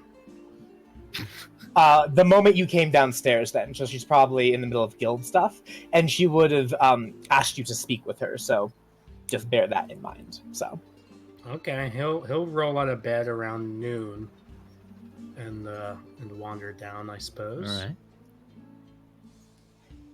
Okay, so yeah, Lysandra, are you in like bedclothes? Yeah, I haven't gotten dressed yet. So Lysandra will probably look up from the multitude of parchments and lists that she's working on, and sort of beckon you over. And It's good to have my own bed. I slept like a baby. How did you sleep, Lysandra? well, outside of the fact that it's a haunted manor, and there are a good many people who seem to be interested in ways in which I am unsure in this place. As good as could be expected. So, Silva, you talked to your commanding officer, yes? Yes, I spoke with Jalister Silvermane at the Yawning Portal, and I can tell you, he was a total dick. That seems to be a commonality in all of your social interactions. I'm sure it's just that everyone else is the dick. At any point. I do know that they are rather strict about compliance with their well, I say requests, but really they are orders. I do know that it is quite important that you maintain rank, given your personal relationship with our dear Open Lord of Waterdeep now. You wouldn't want to disappoint anybody, would you? And she'll sort of raise her eyebrows. Right, Lysandra. Point taken. I will go get dressed in my clothes and armor right now. Take that scroll case with the orders to protect the Dungkeepers in the Docks District, and I will take care of that task today. Today starts a new life for Silvyr Norran. A Silvyr Norran who lives on his own and independently of his mother and gets things done. Ha-ha! And he'll pull his sword out from his pajamas and stick it in the air. I feel like Squirm was just coming back in from this interaction with Vincent. Sees this. That's gotta be a hazard. To transformation! And Silver will dash up the stairs to get dressed. She will. Alright. She will send Nixa, and she's going to say Nixa's going to keep an eye on you and make sure that should you need anything from me, I will certainly be within earshot. So, And you'll have a flying snake follow you up the stairs. so wait, did Sparkles run up the stairs with a drawn blade? Yeah. Yes, charging up the stairs. Cool. I can't help but think S- arsenic and old lady. well, and also of this dilapidated manor, I'm more thinking about the risk of accidental impalement. Squirm's I just think like, Silver's yeah, no, totally that's definitely a hazard. Anyway, Well- cut to Silver speaking to the Dungskeeper in the Dungskeeper quartermaster of this area, and wrapping up a conversation and handing over just a tiny bit of gold. Yeah, I was gonna say that while Silver was talking to Lysandra, he might have gotten a look at some of the paperwork in front of her, and he would have seen like the list of guilds and stuff, and he would have seen the name of the contact for the Dungkeepers Guild. Yeah, And indeed. so that's where he headed, and he had a little interaction with her in Excellent. the area, and he feels like he's accomplished something today, without stepping foot in the Docks District in the slightest. All right, Squirm. Heading to the castle ward or the docks ward. Why don't you give me an intelligence roll, please?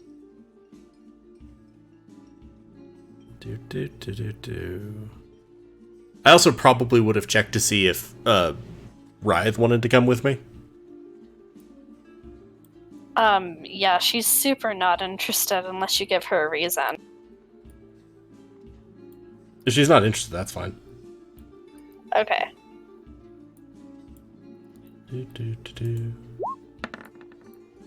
8. Excellent.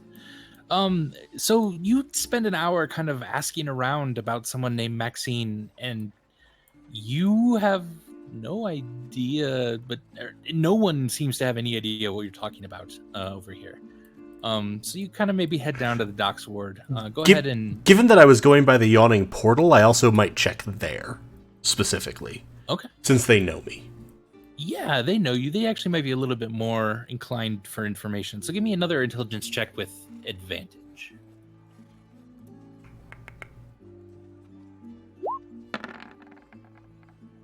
$20?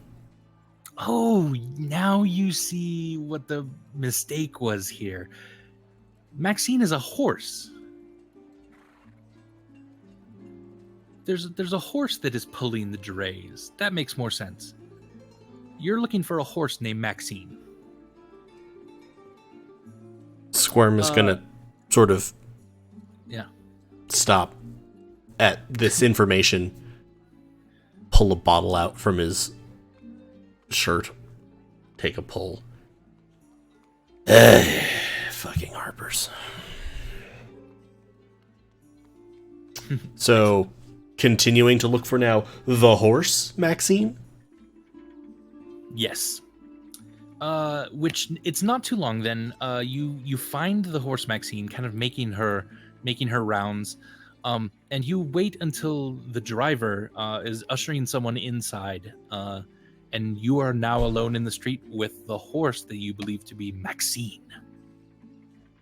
I'm almost sort of picturing like sort of from a if they were ushering them into a building, Squirm is kind of around the corner of the building. Sure. Maxine? Yeah.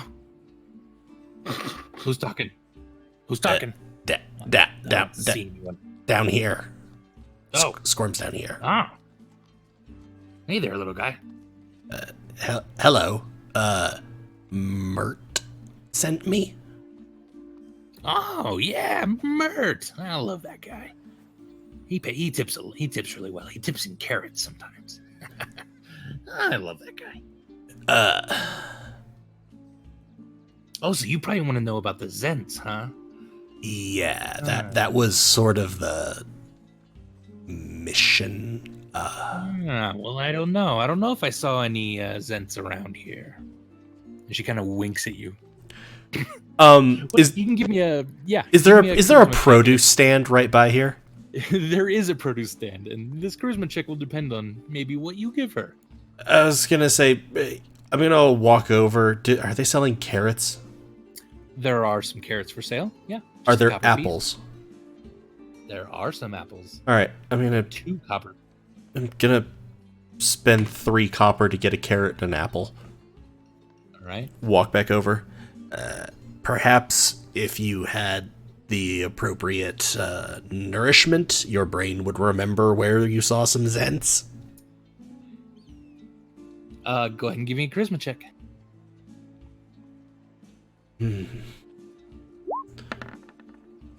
4. What all do you feed her?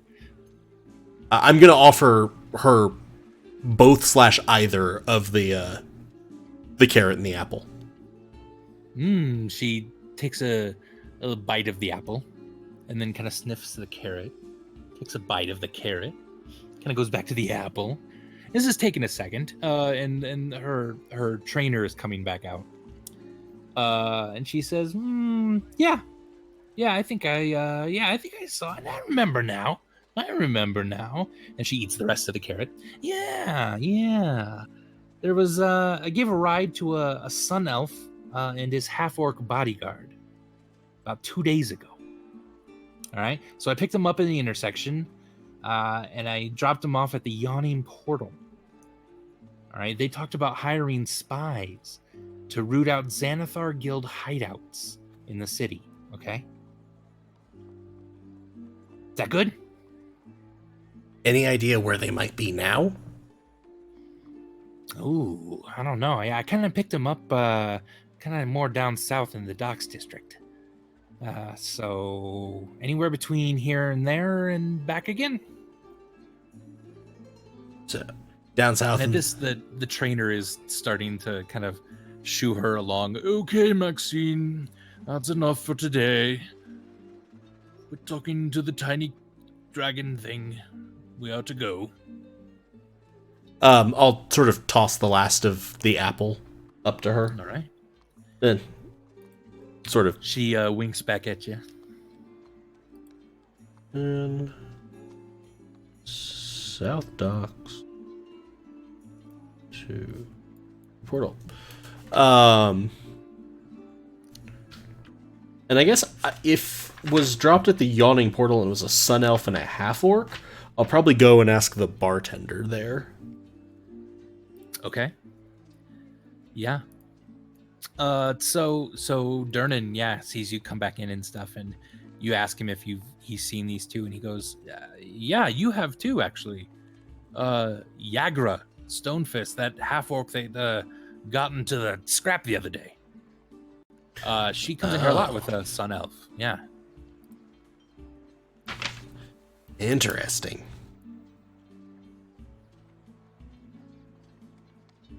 When was the last time you saw them? Oh, it's been a couple days. They're coming in, kind of asking around.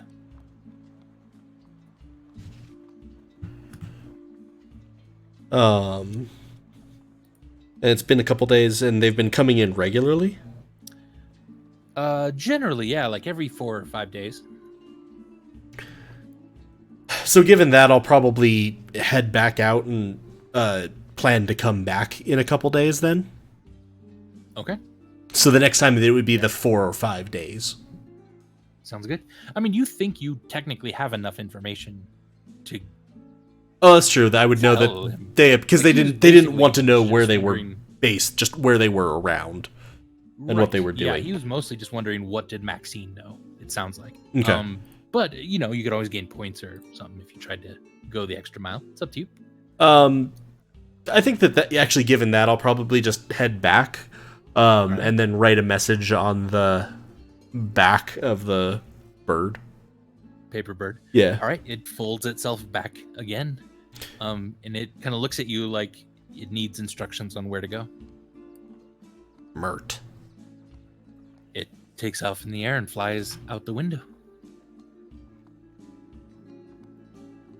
I'm back at All right. Troll School. Squirm, you now have 1 renown in the Harpers. How record? I don't know how to record that. Let's go with This this. is in the allies and organizations Yeah, section, That's probably. probably it. Yeah. As you get back to Trollskull Alley, you see Randall and another, like a couple older guys pushing a piano up the stairs into Trollskull Alley, the tavern. Squirm is just.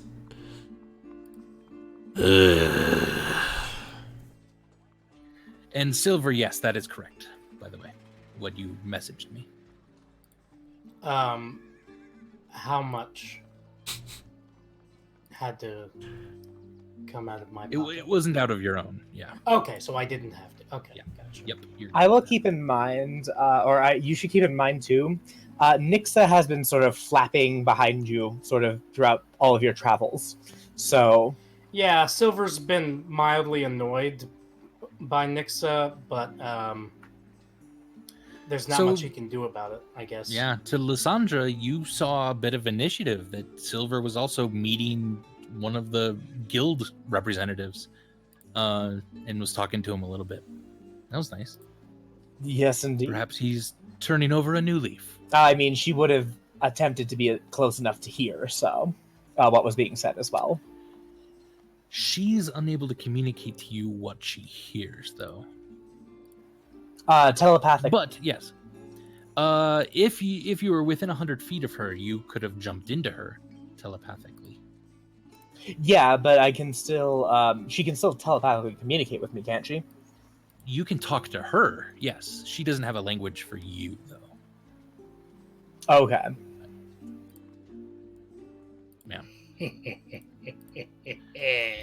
So yeah, so when Nixa comes back that night, she kind of shakes her head like he didn't do well, but it's difficult to kind of see exactly what was meant by that. Oh well, Lysandra kind of understood Indeed. that was going to be our first foray, but yes, she will be talking to Silver when he returns to Trollskull. All right. Excellent. So a few days go by. What are kind of all of you doing? Is there someone heading up the sort of repair? Now that you've gotten the money from Raynar, and each of you have signed the paperwork to make him a part owner of the tavern business. What is everyone kind of doing? It's going to be about 12 days before everything is fully functional in the tavern and decorated the way you'd like it. So go ahead. I was gonna say that Squirm would probably have talked with everyone and said that maybe we should go with sort of a spooky haunted tavern aesthetic. Try to draw the indolent nobles in. Lysandra is way on board with that. And also will pointedly say so that the ghost feels more at home.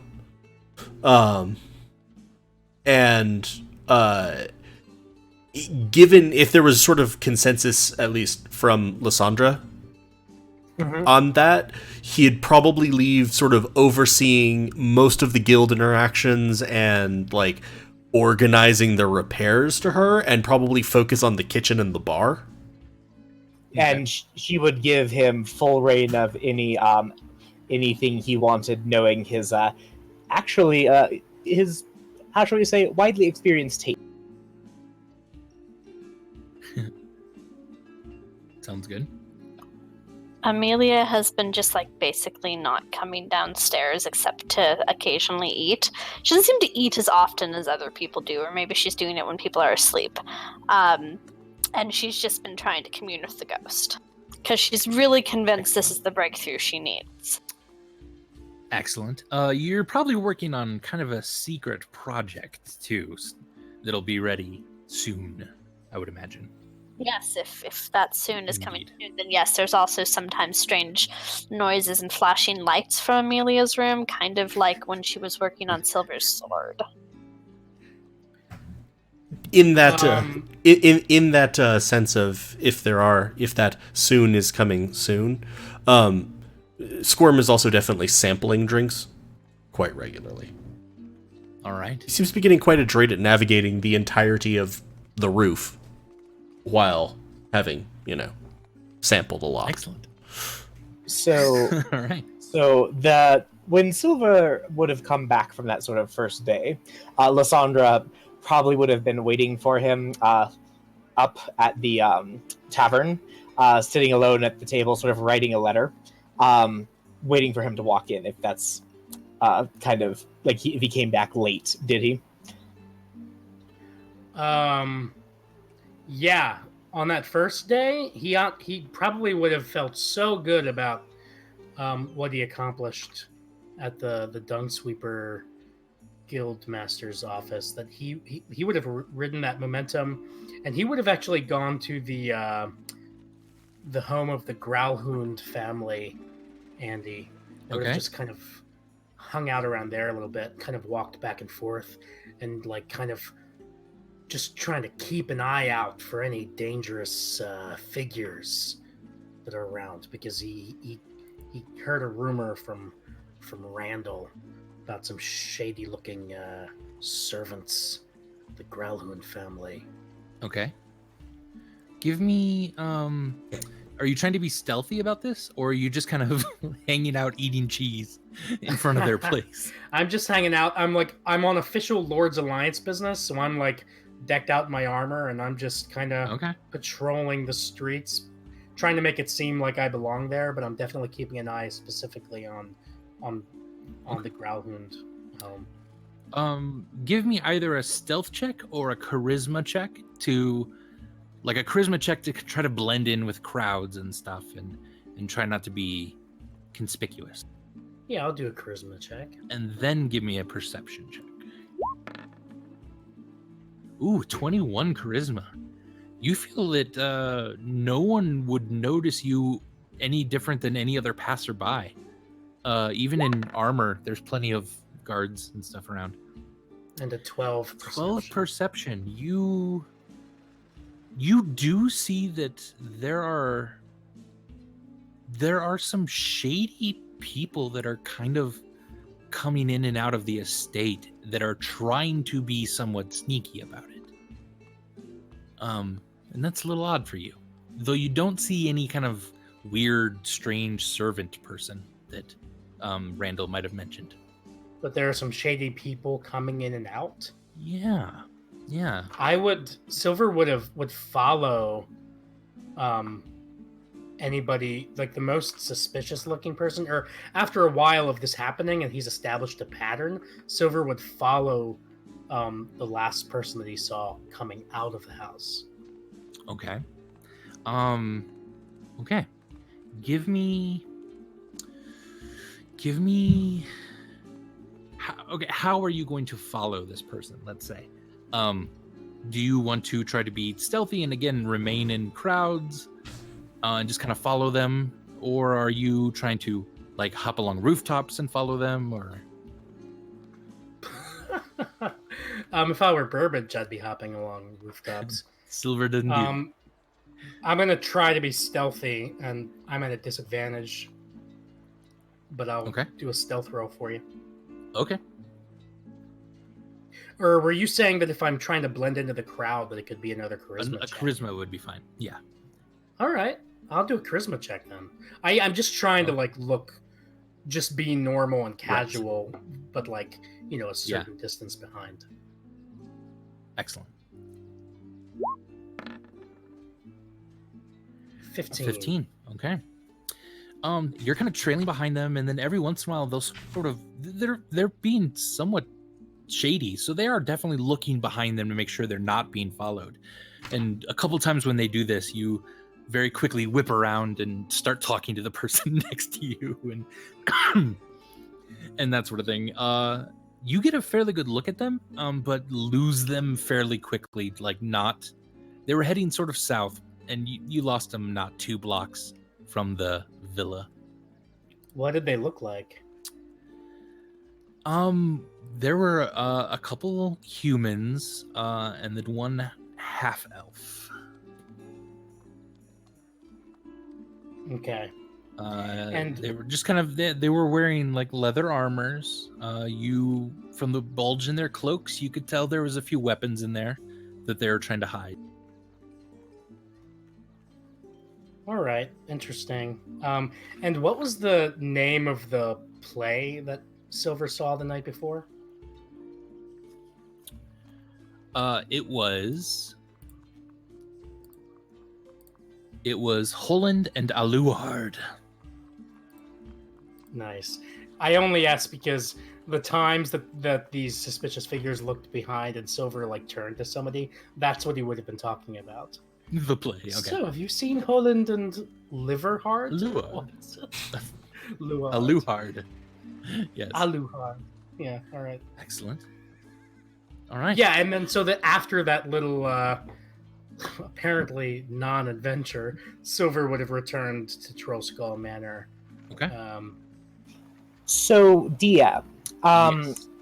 because I'm totally just a normal human, and all normal humans have a innate racial ability to speak with snakes, Sure. would my familiar be able to communicate any basic messages to me as to what he had been doing? Actually, in that case, yes. Since you do have a flying snake, are you still sort of following Silver around? So if this had sort of happened, like she would have had Nixa trail him, especially all that first day, just because the Lord's Alliance had given him a mission, and I'm assuming that they expect it to be done within a timely manner.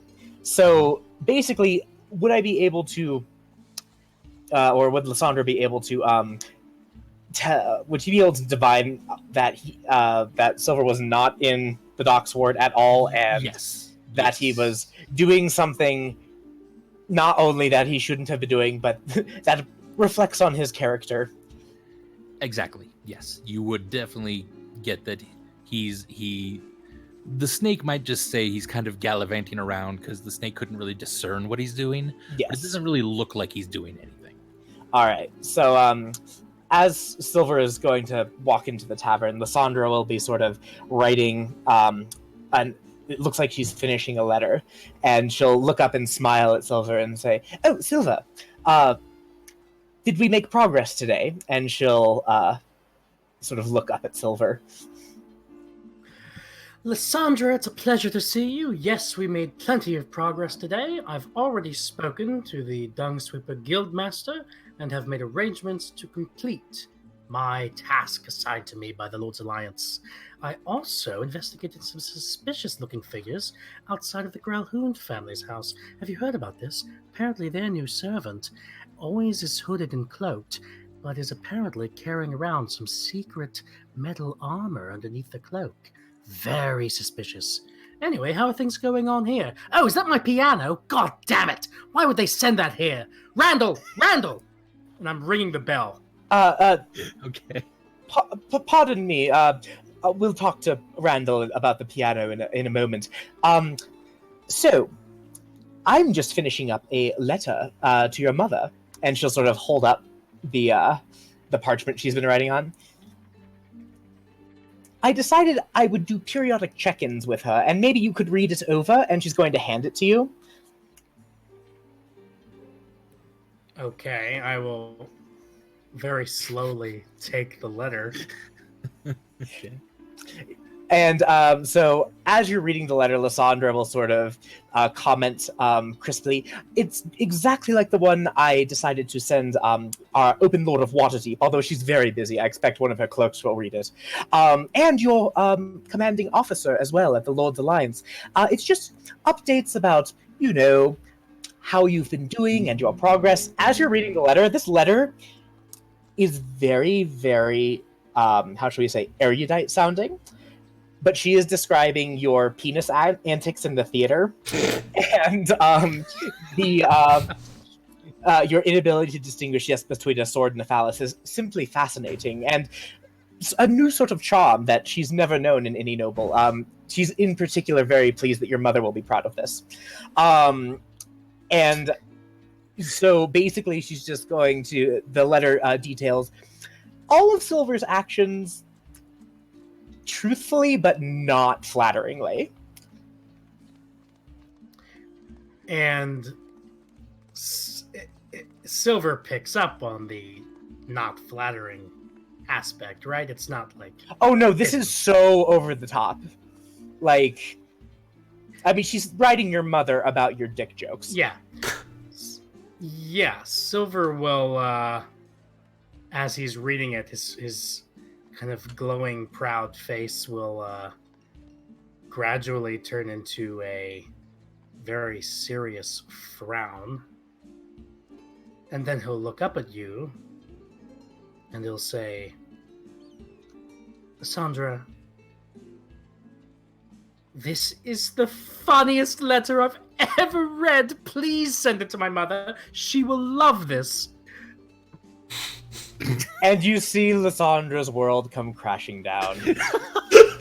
For she had no intention of sending it to your mother because, well, to be fair, that woman scares her. But, Awesome. oh my god. Silver will pull out... There's a knock at the door as well. Randall, is that you? No, dearie, I'm not Randall. Ugh. Silver ignores that. He's going to pull out the Lord's Alliance missive that he has. So, Andy, Yes. has there been any... So I know that I probably can't get the signature on this assignment scroll until 10 days have passed, probably? Or, like, are they Oh, but... Yes. Oh, okay, yes. Yes, okay. Never mind. Okay. Silver goes to the door. All right. You open the door and there's a husky gnome woman there with big red cheeks. And she says, "Greetings. I am Benny Mater. I'm the pet master of the North Ward." And she kind of hops down. She hops down off of the front stoop to her cart that is pulled by two fairly large white horses, and she flips up the tarp that's on the back of it, and you just see cage after cage of sort of squawking and chirping and panting animals. "Would you like a pet, dearie?" Oh, a pet. Silver's face will brighten, and he'll turn to Lysandra with this huge smile on his face. Maybe I will get a pet. I have my own place now, and Mother can't tell me that I'm not allowed to have one. Oh. Are you really capable of caring for another living thing, Silver? Like, look deep in yourself. Silver didn't hear that. He's looking at the animals. From under the bar where he's repairing something, you just hear Squirm. You know the answer to that. So I put this in everyone's handouts real quick. You can see the Petmaster Benny Mater and the animals that she has. She has a snow owl, a black owl, a silver cat, that's actually silver, a falcon, several dogs and cats of various breeds, a squirrel, a ferret, and a dire badger that looks really mean, and it's chewing on the edge of the cage right now. Does Silver feel any particular connection with the silver cat? Perhaps a bit. It does seem a bit aloof and a bit tired of the world around it. It's bored. What? Oh, dearie, I see that these aren't particularly your cup of tea. Am I getting that sense? I don't know, Benny. Oh, I see. And she flips the tarp back onto the cart. She taps the side of her cart a few times. Well then, dearie, how about these? And she flips off the tarp again. There are almost the same number of cages, but totally different animals now. That was amazing. Oh, God. I know, right? And at this, you see, I'll put the rest of them.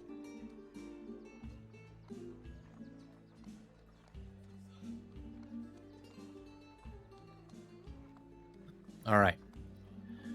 So now you see a tiny baby displacer beast that's climbing upside down on the edge of the cage. You see two pseudo dragons, which are tiny dragons, green and amethyst. You see a tiny gargoyle, a giant toad, 4 goldfish-like creatures that are floating in air, not water, an albino raven, a blue fox, a brass owl, a colorblind chameleon. Yes, let me say that one more time.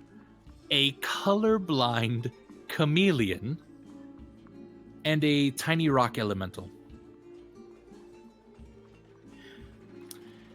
And Squirm, Lysandra, and Amelia, you would have seen this cart pull up and do this as well. And Squirm's looking out the windows, you would have seen all these enjoyable animals, if anyone wants them.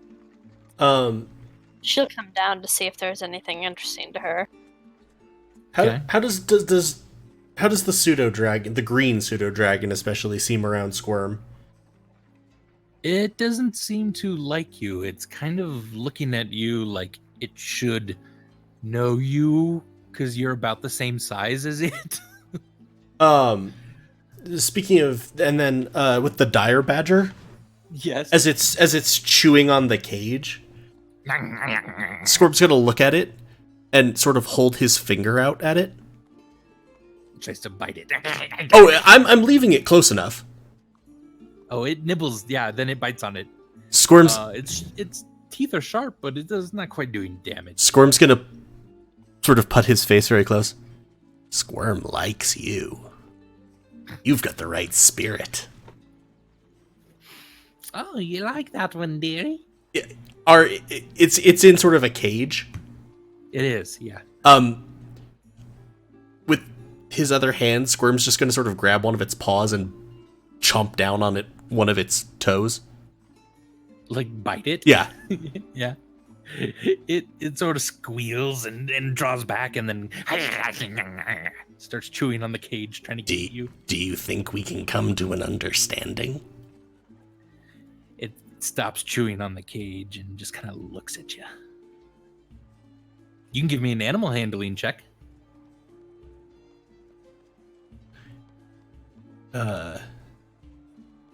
Two.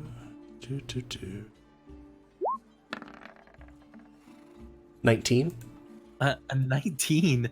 Yeah, biting on it kind of made it respect you a little bit more, you think.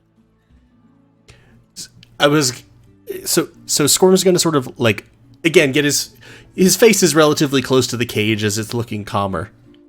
So we understand. Squirm bites. Squirm is not bitten. I'm gonna point at Sparkles, who I'm assuming is oohing and awing over some other animal. Probably. That It starts is biting the bitten. cage. Do we have an understanding? It sticks its paw out the cage. Squirm will shake its paw. Okay. What's the cutest animal? What's the most elegant looking animal?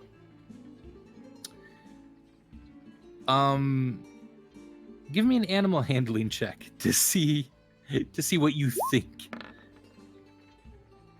A 13.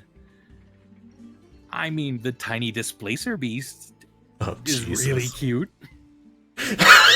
Yeah. Just so cute. Super cute. What It's super is tiny. it? It's a baby. It was just born probably just not 6 weeks ago. In a dimension totally separate from this one. Where time isn't a thing. It's basically a cat with 6 legs, purple fur, and 2 tentacles.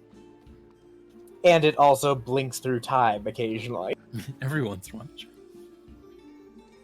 while. Yeah, does Silver feel like a connection with the displacer beast when he kneels down next to it? Not particularly. How about When you sigh, so does the tiny gargoyle. It also goes. Oh God, no, not another one. all right? Silver will go over to the tiny gargoyle. It's like got its Did you arms just- crossed, and it's like sitting in its cage, and it turns its back on you. Ah, Now it sticks its stone tongue out at you. hey! I'll have you know, tiny gargoyle, I'm Silvyr Norran of the House Norran. Nobody makes that sound at me with their tongue. It stands up on its legs, going.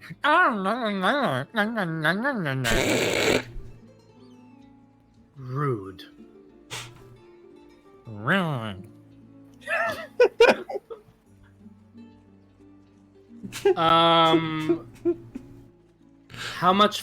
How much for the silver cat? 15 gold. And for that dire badger, 12 silver. He's bitten my friends. They don't like him. Did your friends deserve the biting? Probably. Then But that- he's yours now if you want. Then that doesn't seem to be his problem, does it? Squirm will give her the we'll give her the money. All right. I'll You now take- have a dire badger in a cage. So incidentally, how big is the dire badger? It is about as big as you. Excellent.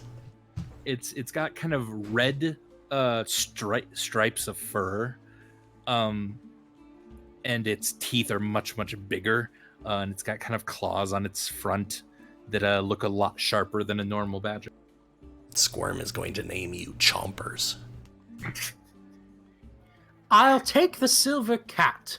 And do you happen to have any cat food that I could buy off of you also? Oh yes, another 2 silver. Done and done. And Silver will walk over to the cat and lean down or kneel down next to it. And he'll say, I think I'll it can- call you Silver with an E. Because you're silver. Clever. It sort of rolls its eyes a little bit at you. As I'm getting there, and actually, I probably would have bought some supplies for it for Chompers. Okay. Yep. Another 2 silver, you said. Yep. But sort of like at the door, as Squirm is carrying in this cage and the supplies. Are you naming it Silver with an E? Or just Silver spelled with an E? Silver rolls his eyes at Squirm. I'm naming it Silver with an E. And he'll pick up the cat and walk upstairs. As he's walking through, Squirm is very deliberately going to raise Chomper's cage to get near Excellent. Silver's hand. Okay. Yeah. Ear. That's right. That's it. Stay away. Stay away. Keep your little beast away from me and away from Silver with an E. I'm going to point at the cat. Not for biting. Point at Sparkles. Definitely for biting. So Amelia's been watching all of this with only mild interest, and now she's going to approach the woman selling animals. Mhm. Excuse me. Do you have Yes, anything dearie. dead or immortal? Dead or immortal? Oh dear. I'm not that kind of pet master. Oh, Though just between you and me, I don't know if that tiny rock elemental ever ages. can they feel pain? Yes. Yes, quite. Oh, Watch. She pokes it. And it goes, no. that's not a very kind thing to do. Would you like to buy him? Do you harm all your animals? Oh, just a little. Just a little. Where do you live? Purchase later. Oh, I'm the pet master of the North Ward. Benny Mater. I live kind of across the street from the City Watch. Great. Thank you. Do you lock your doors at night? Often, yes, but sometimes I've been drinking and I forget. Where do you like to drink? Well, not too long ago, just a place opened up over there called Emmett's Place. It's got some booze in it. Sounds lovely. Oh, indeed. Amelia is going to turn around and go back inside. Lysandra is kind of going to... Nixa's sort of like nudging Lysandra, and Lysandra seems annoyed, and then she'll turn to the pet master. How much for the squirrel? 3 silver. And Lysandra's going to turn to Nixa. It's rather expensive. Fine. She'll pay 3 silver. Okay. And is the squirrel in a cage, or is it just free? It is, yeah, and it's got a black stripe down the back of it. Does it seem like just a bog standard squirrel? Pretty much, yep. All right. So she will say, thank you. Yes, do let us know if you have any how shall we say, more interesting pets for sale. I always think it's fun to see the menagerie. Oh, indeed. I'll come back if I need it. And Lysandra will sort of say, by the way, we are about to open up our own fine establishment. You'd be more than welcome to drink here as well. We'll have booze and atmosphere. And she says this as she indicates the broken, terrifying tavern before her. Oh, brilliant. Oh, interesting. Well, good day to you. Thank you for buying the pets. Andy is so disappointed that none of us bought one of the cool pets. Dire badgers are kind of cool. Oh, Yeah, I cool. will. Yeah, it's cool. They're fun. I will say the moment she's out the door, Lysandra lets Nixa eat the squirrel. I figured, yeah. Yeah. Is Squirm still downstairs? Probably. Squirm, I found Yes. somebody to be a research subject. I need help procuring them. Of course. You're gonna see Squirm sort of stop and look down at the cage. Do you want to help procure research subjects, Chompers? It nods at you, scrapes its teeth up and down the iron bars, sharpening them somehow. Oh, this is going to be so completely ethical. So over the next probably about 8 or 9 days, then again, you can kind of feel free to do whatever you want, but the work is being done. Carpenters, butchers, vintners, winemakers, they're brewers. They're all kind of making their way in and out of your tavern, helping with renovations, giving suggestions. You've paid all the guild fees. You're pretty much ready for kind of an opening night pretty soon. But one kind of dark and stormy night, there's a knock at the door, and who would be down in the tavern area probably in the evening? Lysandra definitely probably doing all the projected expense reports, things like that. Squirm's probably down there as well in the evening because he'd be working like in the kitchen / the bar doing final checks on stuff. I definitely wouldn't be. I'd be up in my tower talking to the ghost and also, plotting. And excellent. And Silver? Silver might be idly sitting at the piano, Okay, in the corner. but not practicing. Excellent. Just kind of looking at it. You and your cat are sitting both staring at the piano quietly. Yeah. Have I gotten Chompers to the point where Chompers can walk around with me and not be a massive danger to people outside of maybe Silver? Give me another animal handling check. Mm.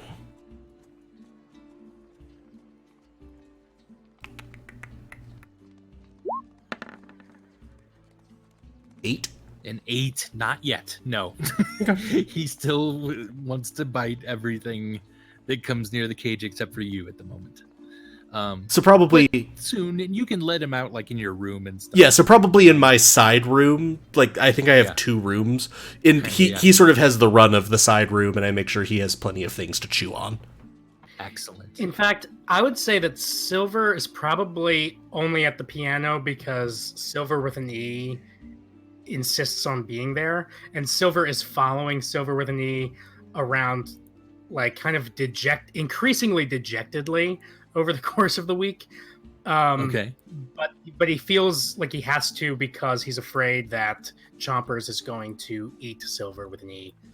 Excellent. Just kind of protecting the cat, but feeling kind of bored about it at this point. I get it. Yeah. Especially if Silver with an E continues to be like all aloof and shit. Like, Right. if he's not being cute and like interested in Silver, then yeah, And he's dead to Silver? He's not dead to Silver, but Silver's getting bored and kind of grumpy. All right. So there's a knock at the door. Kind of soft. Lysandra, you kind of look out at the kind of stormy night and see a cloaked figure standing at the door. Lysandra will sort of walk toward the door and try and assess, like, is this figure, like, hunched, standing, tall, short, fat, hard to tell? Fit. Well-built, somewhat tall. Human features you can kind of see underneath the cloak as you get closer.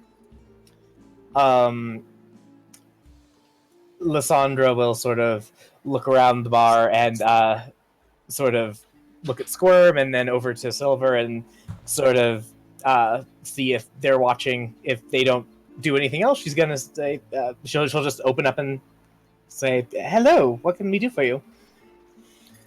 The cloaked figure removes its hood, and you instantly, before you even recognize the person, which you do, you can tell that they're sad. And it's Jalister Silvermane. It's Silver's superior officer. Oh yes, Lysandra He's knows. Holding she a will. hat in his hand, and he says, "Ms. Jagrin, I knew this. I am- This I am- was coming. I am so sorry. I don't know how to say this, but Silvyr Norran of the House Norran is dead." Lysandra will look over at Silver. From behind the bar, you're gonna hear. Does Silver hear this at the door or not? Yeah, probably. Yeah, definitely. Lysandra's going to say, "Are you sure? Here, come in out of the rain." And she's yes, glancing quite a lot over at the corner. As she's ushering the man in, a glass is going to appear on the bar, and some liquor is going to get poured into it. By all means, as the bearer of such bad news, help yourself. Can I wonder if That's sweet. Thank you. Silver, Silver as you kind be- of turned around, you kind of wondering what to do, but you just want to disappear at them. Yeah, I was the going to say, piano can Silver behind you. hide? Hey, yeah, I was going to say this without Wait, them no, the piano, the piano behind you starts going dang, dang, dang, dang, dang, dang, dang, dang. Damn it. And you turn around and it just there's some image, nothing there that's playing the piano and getting the attention of this person. Okay, so I was going to have Silver try to like hide behind the piano, but before I could do that, Yeah. the ghost presumably. Dang, dang, dang, dang, Yeah. dang. The Jalister looks over and goes, "Oh, fuck. You son of a..." And then he kind of storms over to you just a little bit.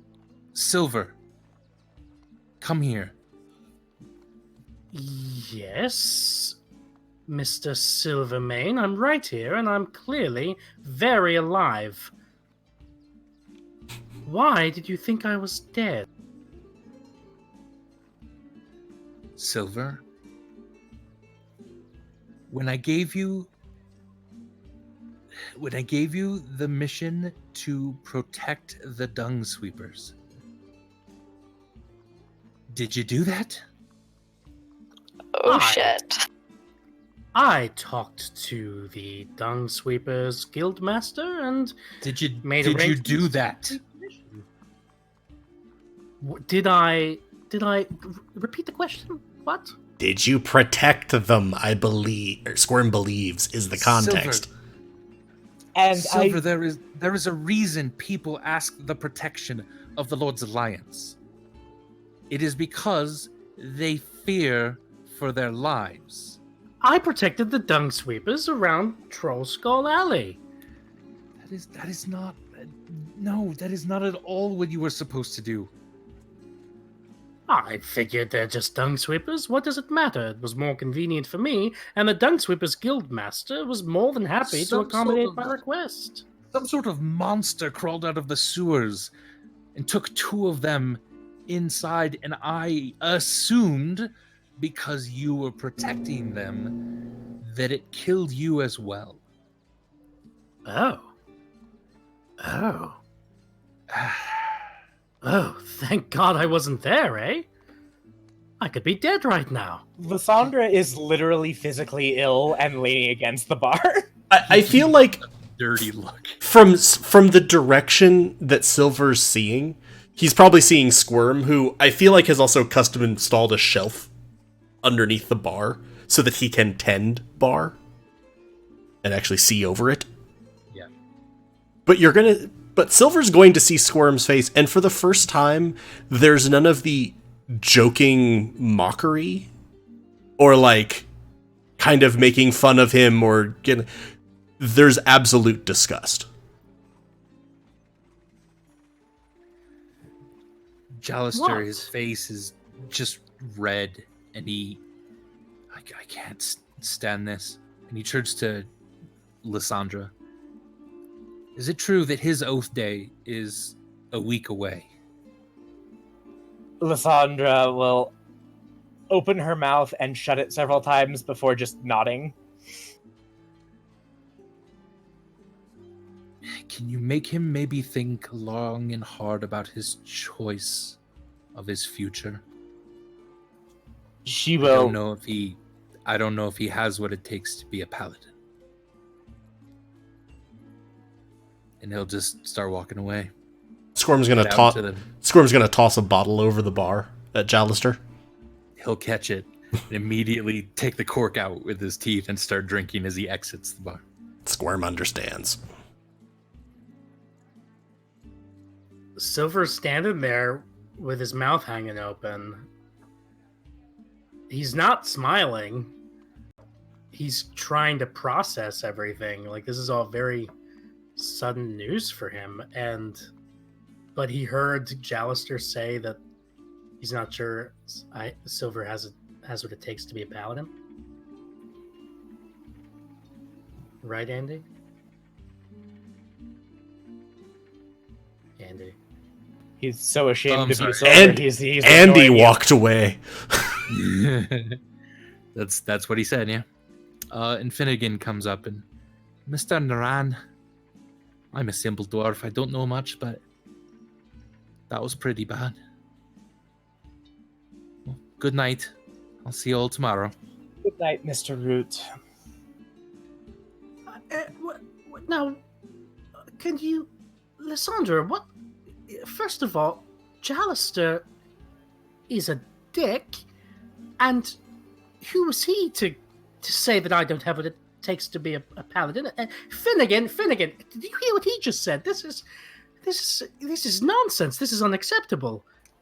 Right? I'm sure that you can explain all of that to the families of the Dung Sweepers Guild that died because you weren't there or were taken. Do you really think that leaving your duties and allowing innocent people to be taken because you couldn't be bothered is something a paladin, a agent of the gods, would do. Even evil gods don't enjoy lazy, inefficient, awful people as their servants. Why would any god trust in you to carry out anything? And she'll sort of look at him. Yeah, Silver will closes his mouth and kind of end up staring at the floor, not directly down, but just kind of like 10 feet in front of him. Lysandra... Oh, okay, go ahead. He's starting to kind of like fidget, like he doesn't know what to say. He's visibly uncomfortable and but definitely feeling admonished. At this, the door opens again, and Randall comes in sopping wet. Ah, yes. Ah, you rang, Master Norran. It took me a while to get away from my duties today. Oh, I'm so sore. You know how that is. And he looks to Lysandra and sees kind of a very sort of somber mood in the area. Oh, something wrong? Silver will just look at Randall and then walk out. He's going to walk away. He's going to walk upstairs to his room. As he's walking up, Lysandra is going to call after him in a very tight voice. I don't see what you're upset about. They were only Dung's keepers. And is Silver with a knee following me? He is, yeah. Okay. All right. So you've had a few days to kind of let that simmer. Silver, you're probably... Well, I mean, you can kind of describe it, but I would guess maybe you're a little more quiet. You have kind of a lot of thinking to do. And it's not long before it's coming up on your oath day. Lysandra's kind of told you some of the specifics of it, and you've not necessarily mentioned this incident a lot. You've just, all of you know that you're kind of thinking it over. I will say, to Lysandra in particular, would have taken to only talking to Silver about sort of things in a very official capacity. She probably wouldn't actually even look at him if she wasn't being a teacher and only a teacher at this point. So you told him he needs to be at the Temple of the Vigilant Eyes at early 9 o'clock call for his walk and his oath. And everyone sort of was planning to go, but it's up to you if you guys want to still go to that. Silver is still expected to. Lysandra, you in a very efficient manner would have also said, like, look, this is costing a lot of money for your family as well. So it's something you're going to need to show up to. Well, and Lysandra would also accompany Silver, insofar as she is still she still has a job in an official capacity. So yes, but she would definitely impart the importance to Silver. Okay. Silver needs to be at the Temple of the Vigilant Eye when? At 9. In the morning? Yes. I can't believe I have to wake up that early. So your oath day does come around. You open your eyes early, very early in the morning. Even a bit nervous about the day ahead. And you're hungry, and you ring your silent bell. And hopefully that'll get Randall here pretty soon to make you some breakfast. And you know what? You head back to sleep for a bit. Once you fully wake again, the sun is coming in the window It's maybe 7:30, 8, maybe in the morning. As you crawl out of bed, hoping Randall has already started some bacon downstairs for you, you actually think you hear some shouting from outside on the street. Maybe even your name. Who else would get up this early on Silver's Oath Day? Not because it's Silver's Oath Day, but Squirm is certainly awake. Okay. Where is Squirm? How close are we to opening? You got probably a couple more days. So probably puttering around there. I also probably, if we've had a few more days go by, probably would have tried to make another animal handling check. Oh, excellent. Yeah, definitely. Amelia has kind of 10. reverted to being nocturnal, so she's probably up because she hasn't gone to bed yet. The dire badger, Chompers, has stopped biting other people. But he's not potty trained or anything yet, so you don't want to let him out in the tavern yet, but everything. I'm just slowly expanding his range. Yeah. If some days have passed, have I also made progress communing with the ghost, making friends with it? You have, actually. All of you start to get the sense that the ghost kind of is excited about you opening up the tavern. And you've even caught him cleaning glasses a few times. I was going to say, Squirm will have started to develop the habit of leaving, just a couple of fingers of alcohol in a glass on the end of the bar, when he goes up at night. Excellent. And I'm sorry, Amelia, are you awake in that early in the morning? Yeah, I'm still awake. I've started sleeping more during the day and staying up at night, so I'm up. So I'm am I feeding you late dinner for you? Yeah. That's what Squirm is doing then. I'm probably down here cooking, feeding Lysandre, her. you're getting up this early too because you're gonna escort him. Yes. All right. So everyone's kind of awake, and Silver, you did hear some sort of shouting maybe outside.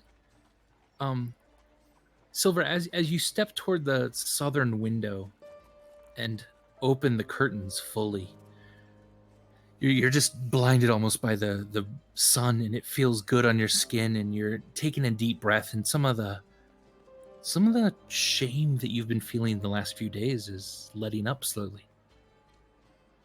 The street outside is as busy as usual for morning trading. And then you see several things that happen at once. As you blink the sleep from your eyes, you see Randall coming up to the tavern's front door. He sees you in the window, gives you a bit of a wave. You hear that voice again from further in the crowd somewhere, only this time it's shouting Lysandra, you think. You see someone running. You see someone short, a dwarf maybe. You see someone running after him maybe. And then you see a single quiet line of red and orange. Please make a dexterity saving throw. Oh, man. Okay.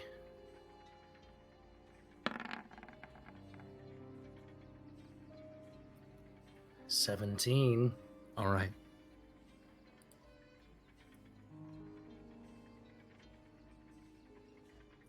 Please take half of this damage as that silver, or that line of red and orange explodes in front of your window. It shatters the glass. Boom! You are thrown back against the wall, Silver. You take just a little bit of damage as the glass cuts by your face. Everyone hears a gigantic explosion just outside your doors. You hear screams. Everything is muffled and quiet because of the sound. It was so intense. It rang your hearing away from you for a moment, and all the windows on that side of the building shatter. Everything else vibrates and you just hear anguished screams flying from the cold morning air and a thick cloud of acrid smoke billowing upward from the blast. What is it that you would all like to do? Is Silver conscious? Yes. So we heard an explosion from both outside and like noise from upstairs. Right? A bit. I mean, yeah, you heard glass shattering. You heard maybe people fall like over or something a little bit. Yeah. But that's muffled I'm by gonna- the incredible explosion outside. So at this, Squirm has basically vaulted the bar. Lysandra, check sparkles. Rive with me. Ghost, pour a drink. All right. Is Silver already Uh, in his armor? No, Silver, you're not. Yeah. Yeah, that so I'm takes- following Squirm. All right. So you come out kind of the back way, then Amelia down the stairs. Well, she was Squirm, downstairs you're with me. immediately out. Oh, you were downstairs with you. She was eating breakfast at the bar. Okay. Or Um, dinner for dinner. her. You see bodies. You see areas on fire kind of around you. This was an immediate and gigantic explosion that harmed a lot of people. Most everyone who's screaming around you is running from this area, and you're running sort of straight into it. Do I generally see anyone I recognize, and can I tell if people are alive or dead? Like, or injured or dead?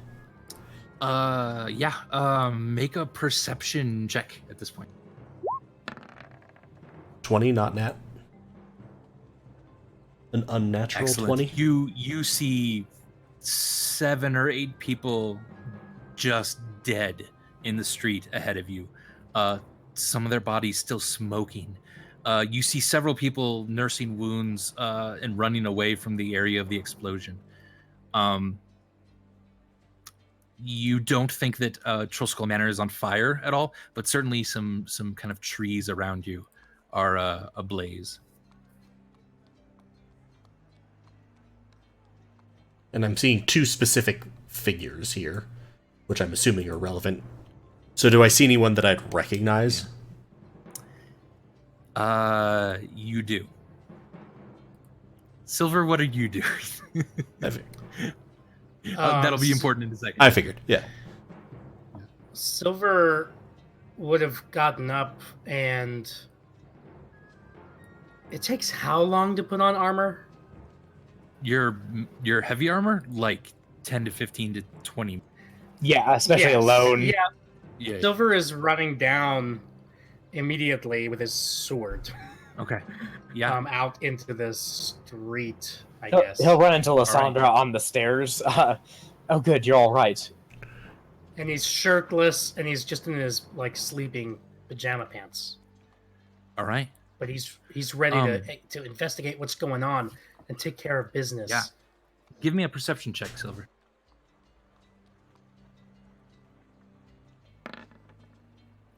Nine. Silver, you're kind of looking around, and it's just the smoke from the area. You don't get a sense of much of anything. You see bodies on the ground. You see burn marks covering just this entire area against the building. You turn to kind of look back at the door back here. And Silver, you see Randall laying on the steps of the building. Oh. I'll go over to Randall, I guess, and check on him. Give me a medicine check.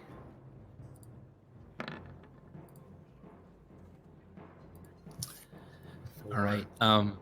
You see him kind of open his eyes maybe just a little bit, and there's like a slight bit of recognition as he sort of smiles a little bit.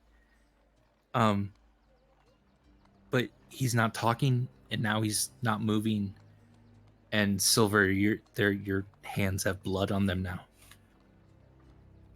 Do I see Silver going over there? Yeah.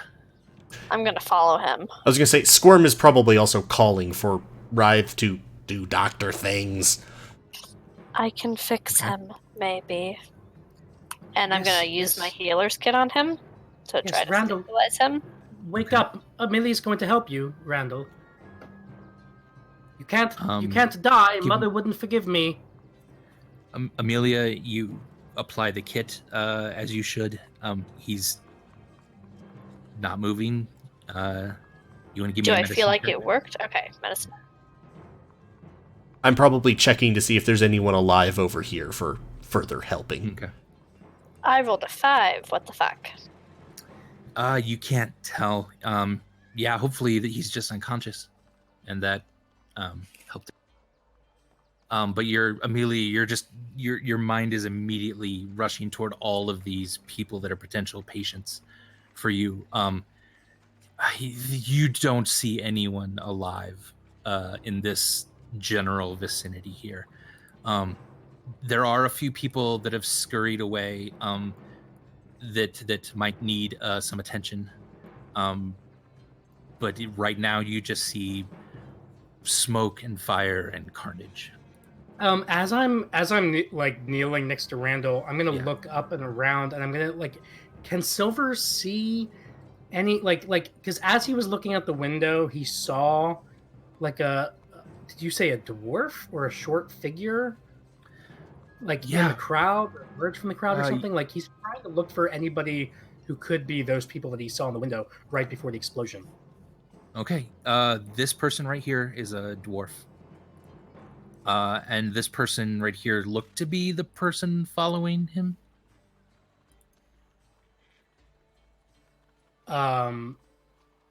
Yes.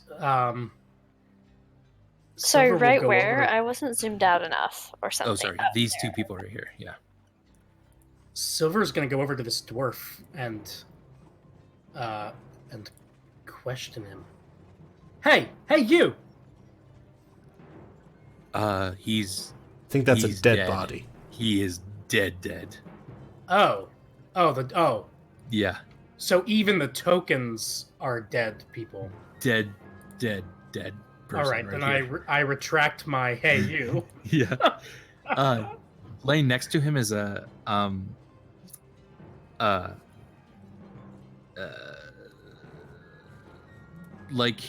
something that looks like it kind of spilled out of his pocket somehow is a nice pipe.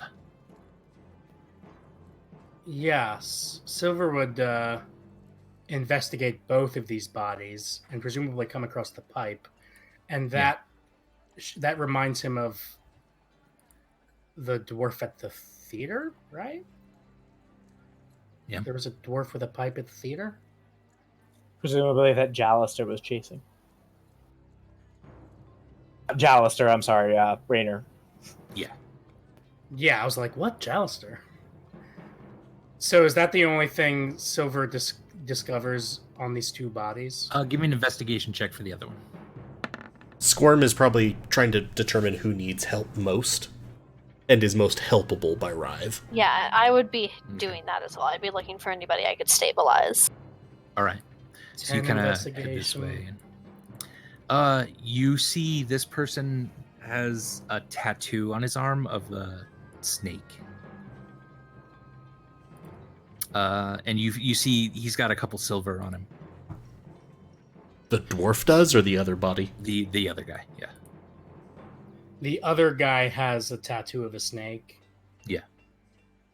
And based on what Silver saw from the window, you said he saw like a streak of gold Yeah, or give something. me an like intelligence fire? check to try to remember exactly what you saw there.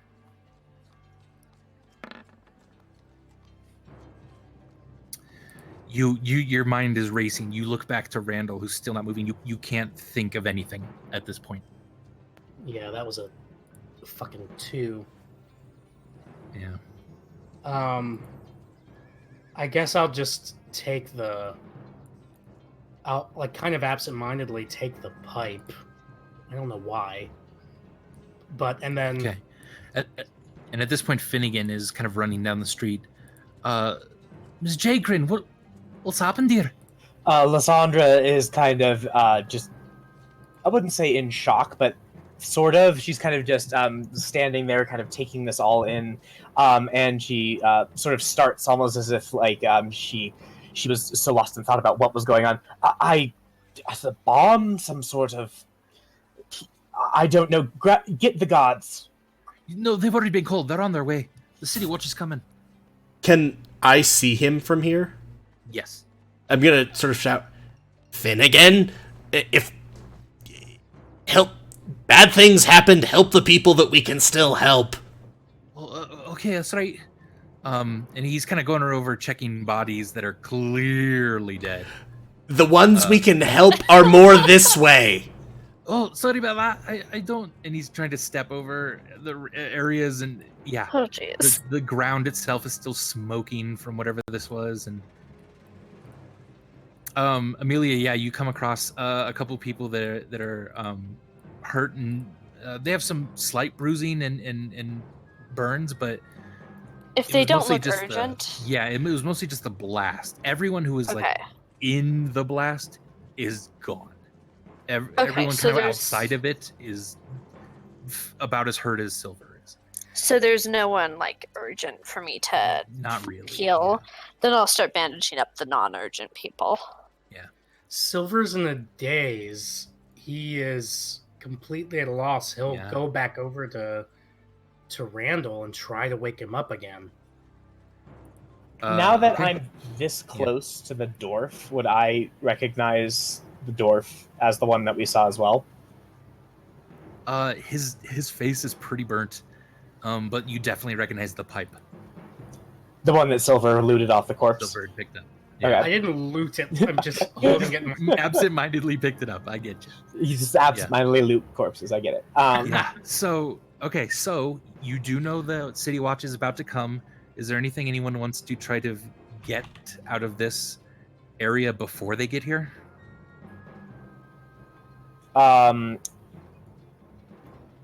Real quick, this is kind of what you can tell from the dead.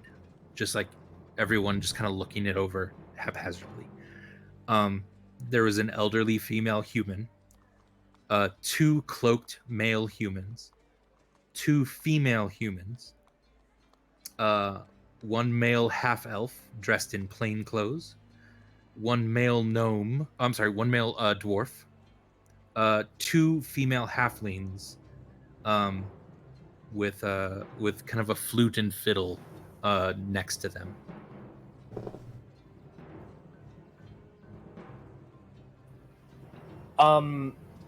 Does this blast look like it was targeting something, or did it just go off in the middle of the street? Yeah, it's hard to tell. It looks like it just kind of went off in the middle of the street to you. You didn't actually kind of see the explosion. You just sort of heard the aftermath. But like, there's not one building that's more or less damaged. It's no, yeah. So everything that looks like it was kind of hit, this is kind of the middle point of all of the stuff, ish. Around here, around Squirm. Oh, To you. I think only Silver checked the dwarf here. and did I hear the voice calling? You did, just barely, probably, for Silver and then Lysandra. And did I recognize the voice, or would I have put like a race to the voice? Yeah, give me an intelligence check for that. 19. 19. You would guess maybe dwarf. Yeah. This low kind of baritone voice that was yelling. Then I'll probably check this dwarf to see if they had anything. Okay, give me a investigation check on that. 17. A 17. you see three things, and very quickly, because now you start to see the guard coming down the street.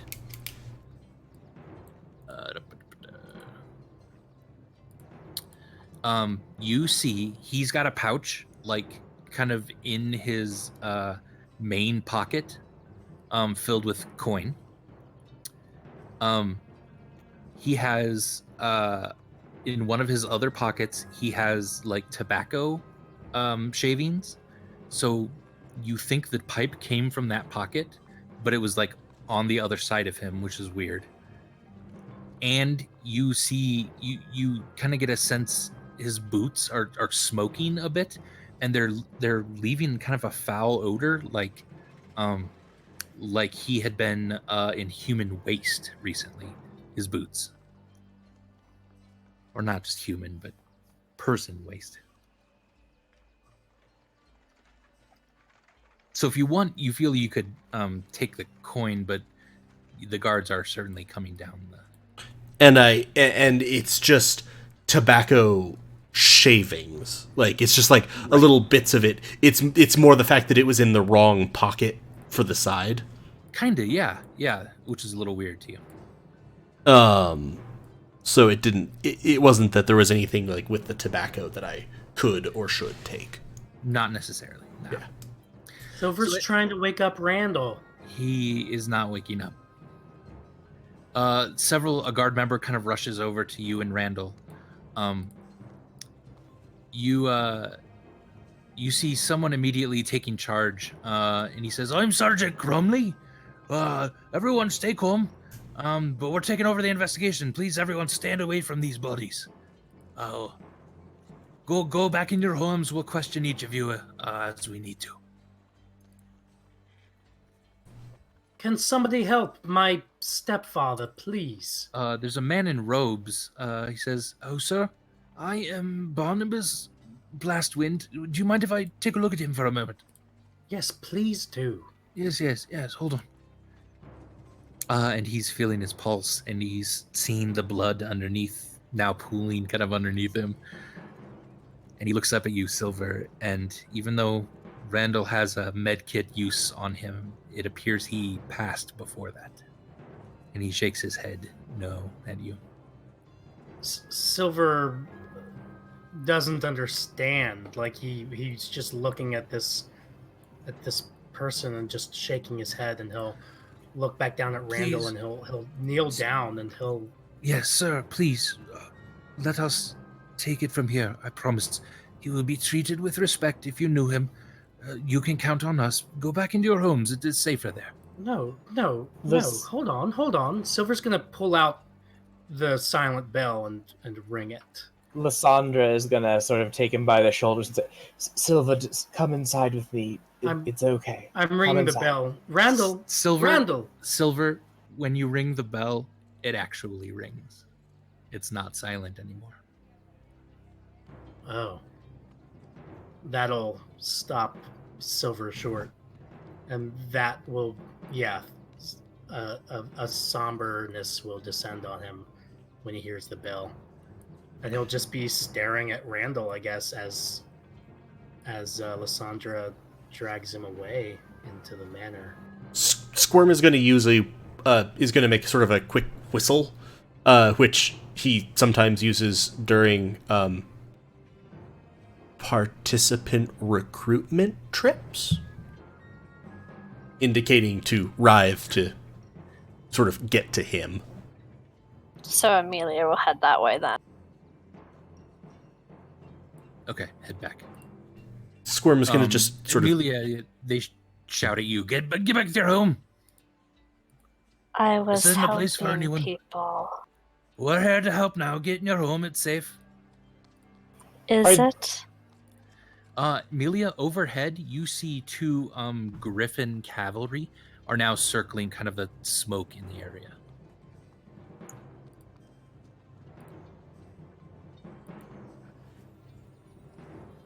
Okay, like they're part of the city watch? Yes, yeah, you would notice them as that. Okay. I mean, yeah, I'll head inside. All right. Lysandra will usher Silver into the house, or the tavern. She will sort of plop him down on a chair. She's going to. Are there any trees or any like gutters where Nixa could hide out and see and hear like some of what the guards are saying? Yes. Yeah. Give me a perception check for Nixa. All right. Or if So you want to look through I her. am looking through her eyes. So I'll sort of sit Okay. in the corner and look through her So eyes. you like give this. me your perception. And I will say, Lysandra will do this until, until somebody shakes her hard enough to get her out of it. So, Okay. all right. And did you get my sneaky message there? Let's see. Did I? I really thought Tej was going to just start reading it out loud. Yeah. That wouldn't be the first time I've done that. All right. Let's see. To be fair, it wouldn't be the first time if Andy accidentally sent it to all of us. That's true. But Sorry. From outside, and I guess you might see that as you're looking through, you'll see Squirm sort of, before going in, close Randall's eyes and sort of fold his hands over him. And I don't think any of you have actually seen him essentially conduct himself like someone who was trained in a monastery. Mm-hmm. And you'll see him very clearly offering respects of some kind, and then step inside. So, Lysandra will be sort of looking through Nix's eyes, like just starting to like listen when she hears one of the guards say, "By the gods, this is terrible," and immediately sort of snaps out of it, and she's like, "Silver, Silver!" What? And she'll call over, "Your oath, we need to go. We need to go now." My There's oath. a What? situation. No, you don't understand. He needs to go now. This is important. I imagine his stepfather dying and the bomb that went off outside our house is important too. Should I get dressed? Yes. Here, I'll help you. She'll sort of drag him up the stairs. You probably don't have time to like clean up and get your armor on, but you could change clothes. That'd be about Yeah, it. I'm not gonna clean up. Okay. I'll just to kind of put on clothes. But yeah, like Silver's completely out of it. Like he's in shock. Yeah. Squirm's gonna sort of turn to Finnegan. Looks like we're gonna need drinks for the road. Are you going with him, sir, to his oath?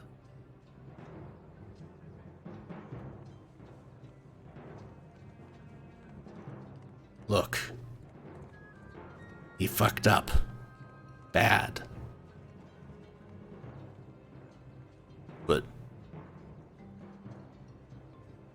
for the first time since Squirm has known him,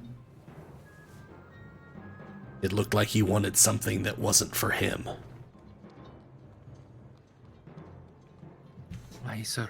I'll be sure to get the report from what they say out there. Go. I'll take care of everything here. So Silver and Lysandra, you come back down then fairly quickly, and do you head toward the temple? Yeah, so Lysandra's probably half pulling Silver if he's still kind of in shock. Just like, we need to go now. So, as this is And Amelia, are you going to? Yeah, I suppose. also as this is happening with sort of uncharacteristic quiet, Yeah. Squirm is basically going to just be helping Silver get dressed, since he can literally like crawl over him and like adjust collar, Indeed. like comb his hair. Yeah. Silver with an E is like rubbing up against your leg as you're trying to get dressed, and you quickly make it all. Then all of you make it back downstairs, out the door, and a couple guards are kind of yelling at you, but you very quickly just move past them. Is Nixa sticking around Lysandra? Actually, so Lysandra, yes, but not because of any plan Lysandra had. She's completely forgotten about Nixa. So Gotcha. Nixa's just going to hang out there for a while. All right, you make your way very quickly, as quick as you can, over to the Temple of the Vigilant Eyes, on the sort of cliff near the Cliff Watch structures here.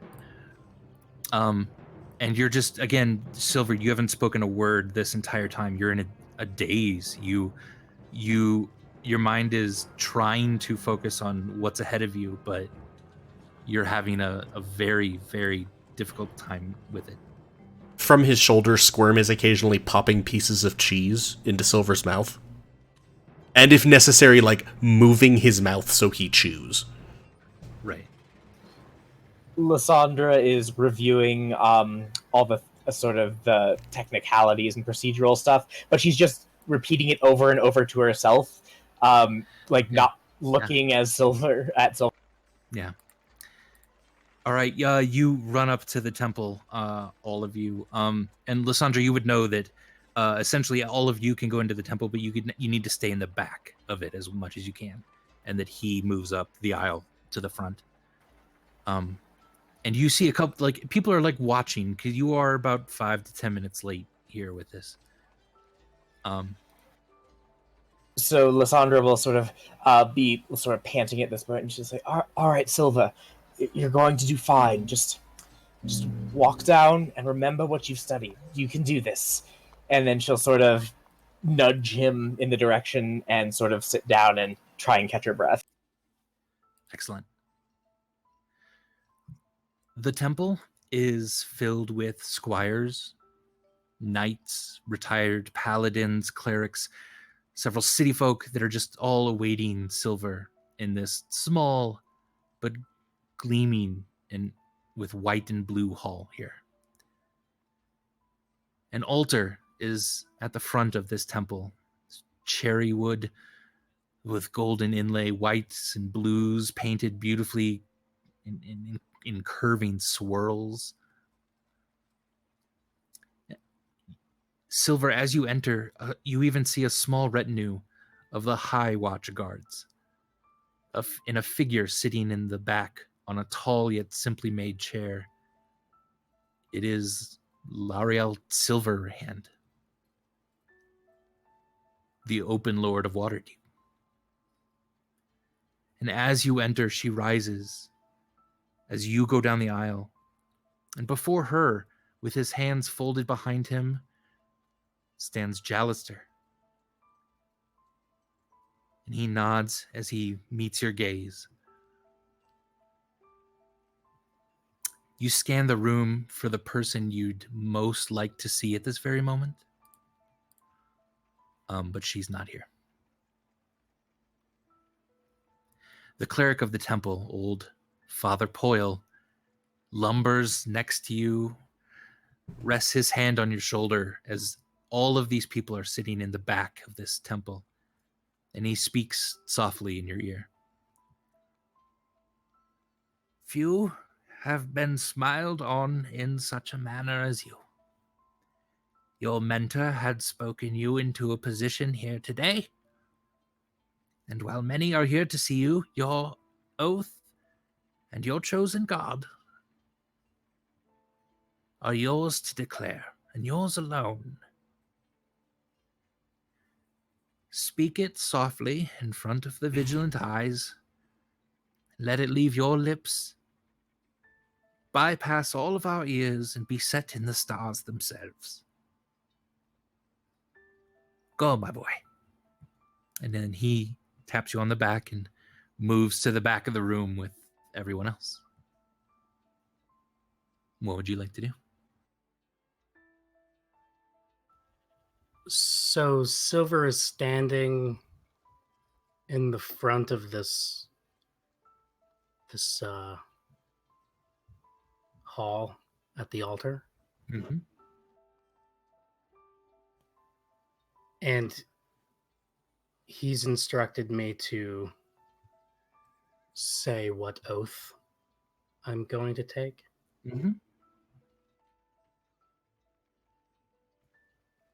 quietly to yourself at the altar.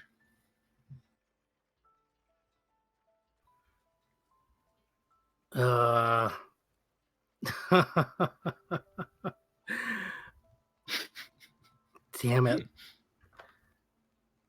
I oh my god. I think I might be doing the wrong thing here. Whatever comes to Silver at the moment. I don't even I don't even mean that. Yeah. Silver's gonna stay facing out. Okay. And he's going to say loudly for everybody to hear, or well, not loudly, but out loud. Yeah. There's something wrong in the city of Waterdeep. There's just an explosion in Troll Skull Alley. Don't know if any of you heard it. It's part of this ongoing warfare in the streets. My stepfather, Lord Randall, was killed. He was the only father I ever had. And I think I always hated him for that. But my mother loved him. And I'm looking around again, and she's not here. She's not here.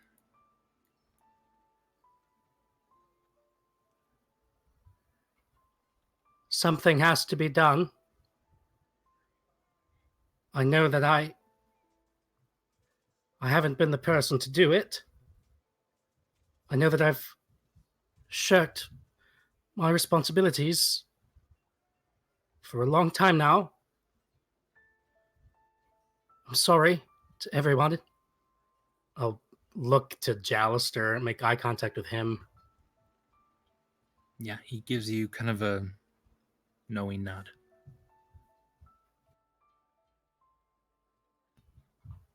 That stops here. And I'll turn around and face the altar and quietly to myself Okay. take an oath. Do you want me to say what it is? Yes. Silver will quietly take the last oath that he would have expected, that I would have expected him to end up taking. The Oath of Vengeance. Okay.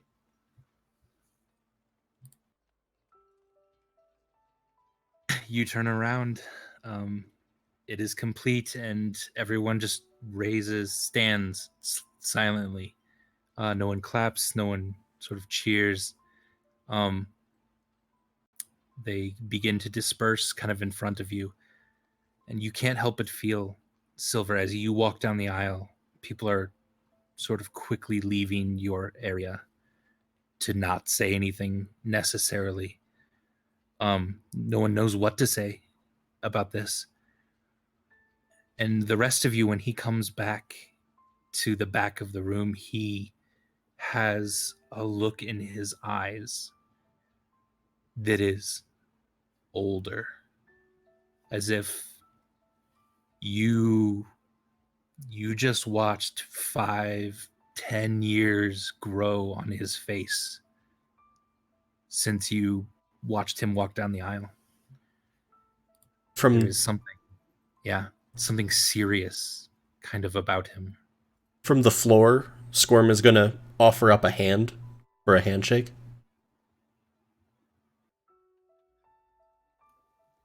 Yeah, Silver will stick out his hand. Squirm's You gonna still kind have of some blood on your hand, and you are conscious now that you're bleeding in several areas on your face still. Squirm's gonna kind of shake it and pull almost on you, just enough that you're looking into Squirm's eyes. Squirm's master told Squirm that good and evil weren't difficult concepts, but it didn't make it easier to be a person that did the right thing. You look like a person that will do the right thing, Silver. Silver will nod and yeah, tears will actually also form in his eyes. Not just from what Squirm just said, but from everything that's now just kind of settling into him. The day so far. Lysandra will put a hand on his shoulder and sort of make direct eye contact with him and say, "It's nice to finally meet the real you, Silva of the House Norran." And she'll just sort of smile at him.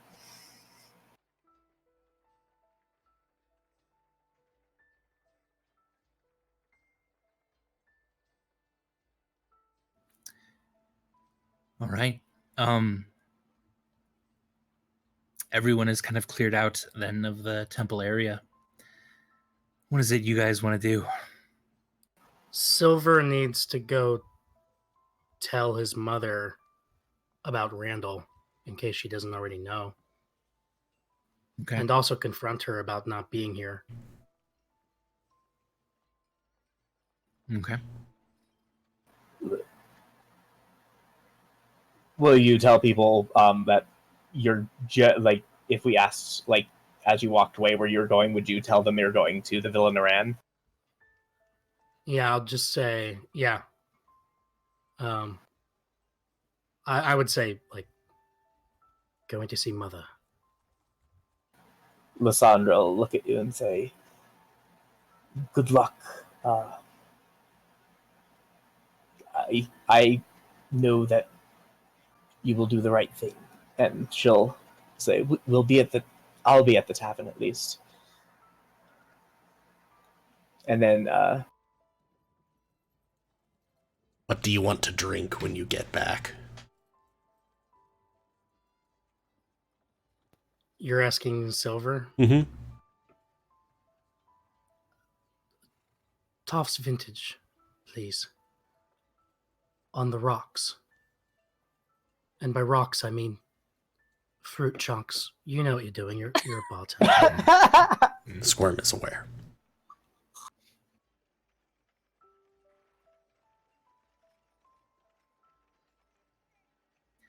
All right. The three of you are going to head back to the alley. And Lysandra, as you get close enough to sense Nixa again, you can tell that the guards have already done their investigation and questioning, that sort of thing. Lysandra will you're heading attempt. toward. Oops. Oh my. And Lysandra will attempt to coax anything out of Nixa she can over however many. Okay. All right. So who would like to go first here? Silver, do you want to do your mother, or I mean, Silver, do you want to confront Wow. household, language? or does You the can- group want to deal with the investigation real quick? I'm gonna let the group go first because I All need right. to go and use the bathroom very quickly. Go ahead, please. All right, group. You come back to Troll Skull Alley. There's a sort of a somber mood. The bodies have all been moved.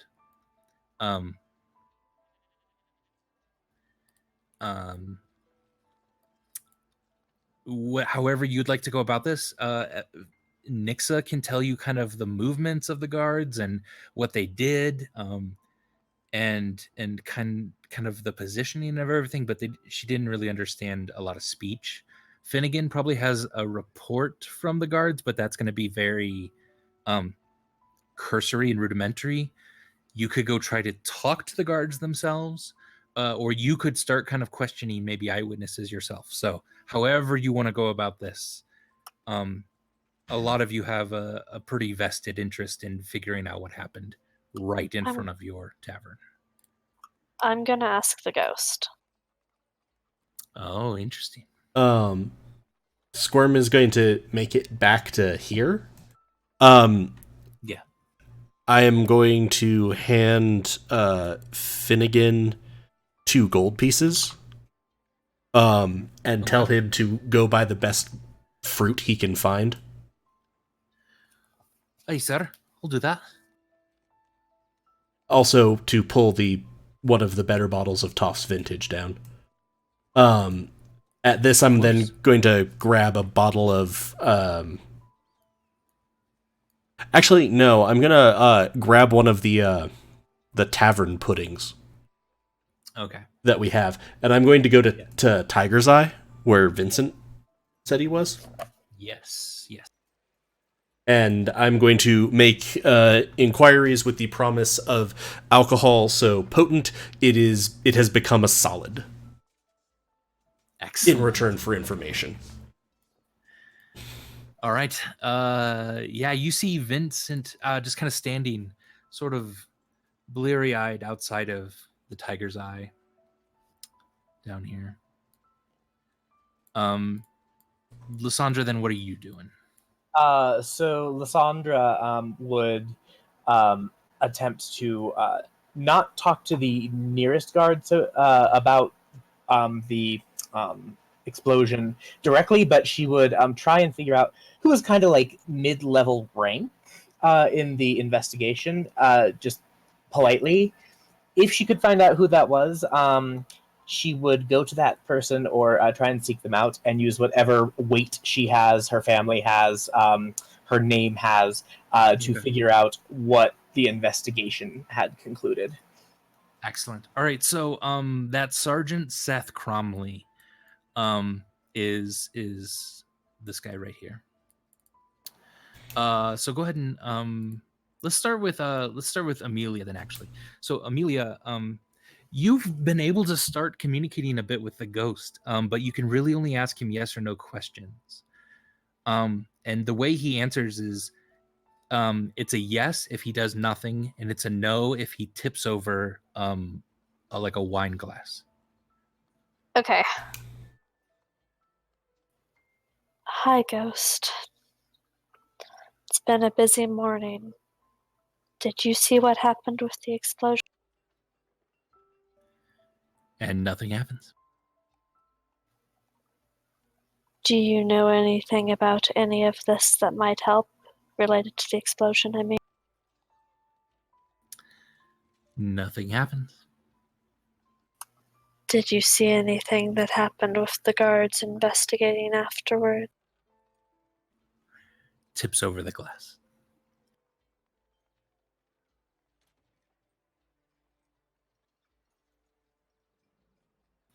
Were they being diligent in their research investigations? Wasn't tipping over the glass. No. Yeah. Oh wait, I got everything confused. Yeah, it saw the explosion. Oh, sorry. It knows something about the explosion. It didn't see the guards. Okay.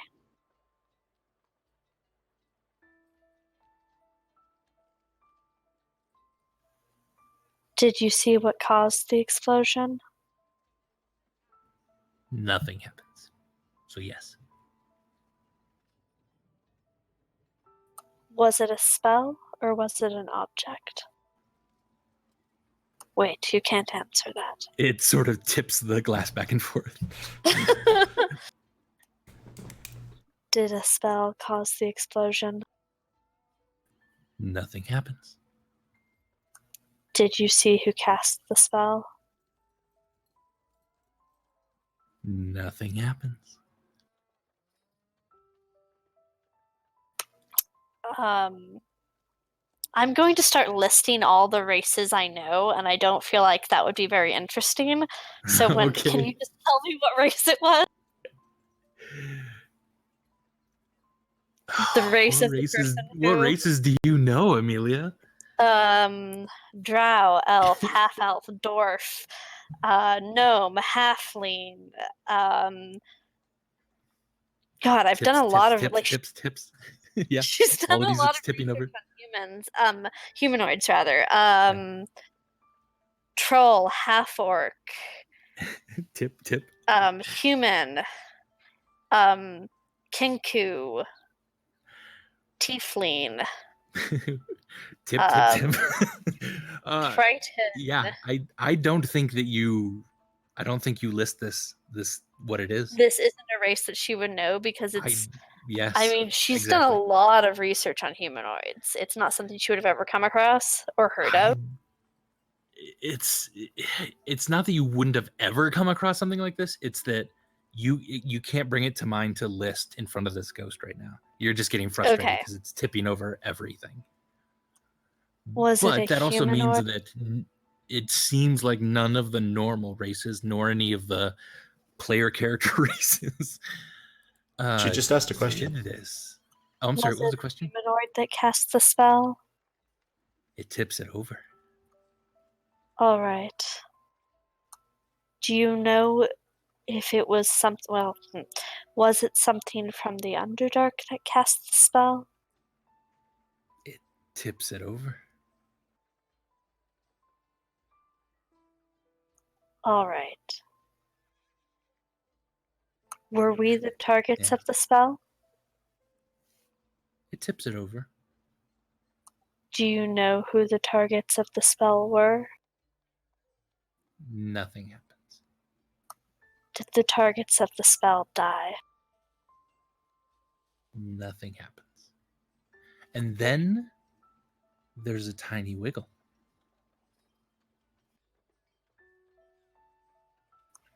Did only one of the targets of the spell die? There's a much bigger wiggle at this.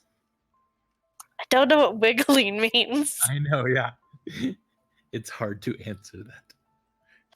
Were there multiple targets of the spell? Nothing happens. Did some of the targets of the spell die? Nothing happens. Did some of the targets of the spell not die? Nothing happens.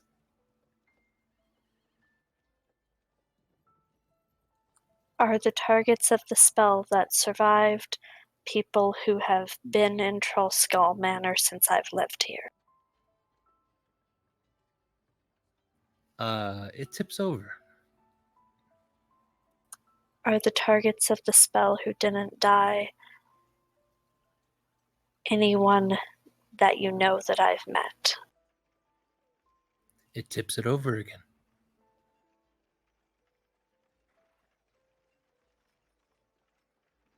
Was so with this, go ahead and ask one more. Was the spell in any way related to us? Nothing happens. And with that, let's go to Squirm real quick. Squirm, you're talking to Vincent Trench.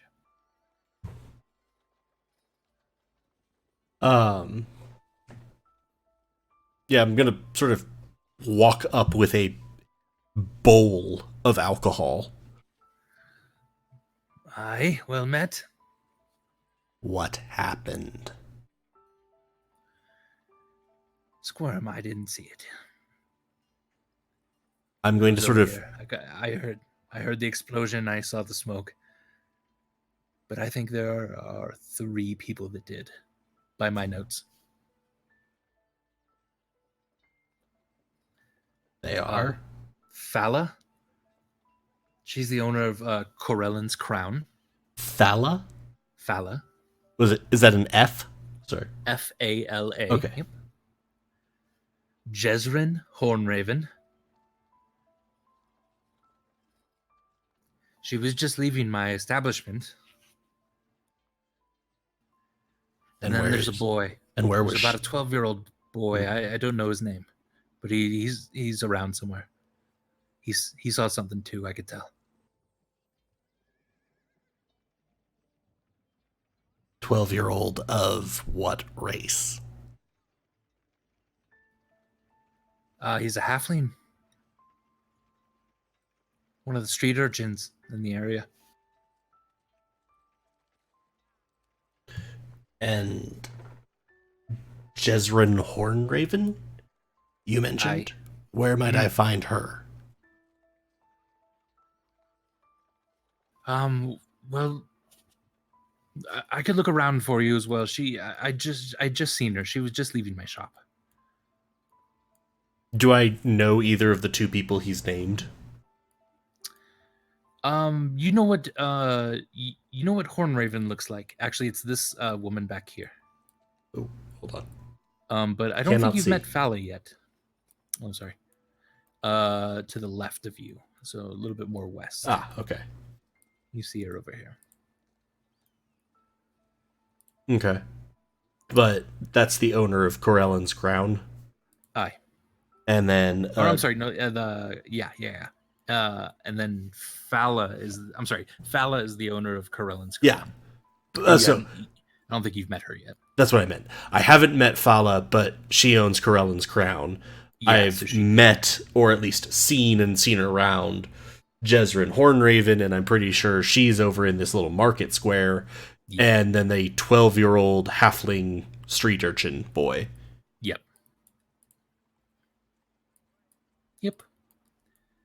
All right. So, Lysandra, what are you figuring out from Seth here? Go ahead and make a persuasion check with advantage if you're utilizing all of, your family's name and. Yes. So she's attempting to find out if did Nixa say anything pertinent to her before? She basically said that the guards questioned people. Specifically, they questioned like 3 people really heavily. She can kind of point them out if you need her to. They took all the bodies with them. There was a mage specifically here, looking like he was doing forensic, kind of like what angle was everything coming from. But that's about all she could tell you. So just kind of the movements and what it seemed to happen. So Lysandra is interested in the who and the why mostly, not so much the how.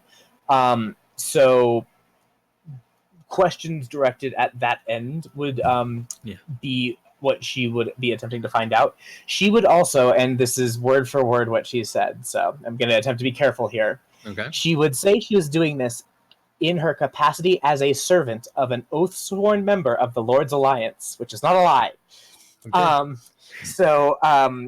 And that anything told to her will certainly be relayed to her current employer.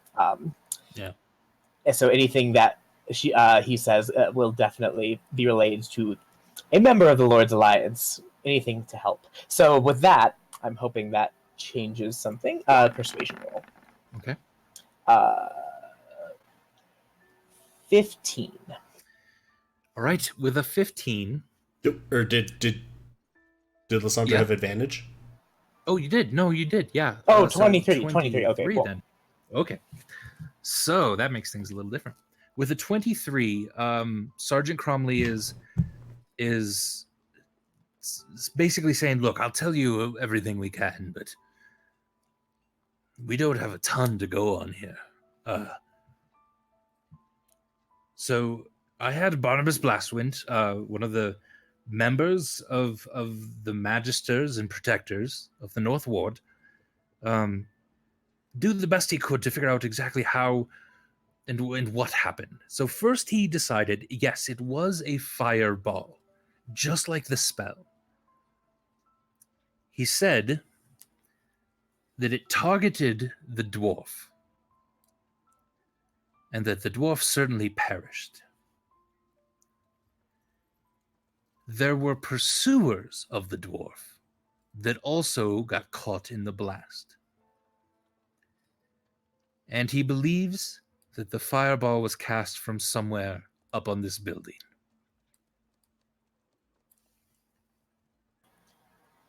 Neither the dwarf or the pursuers saw it coming. It came from behind them.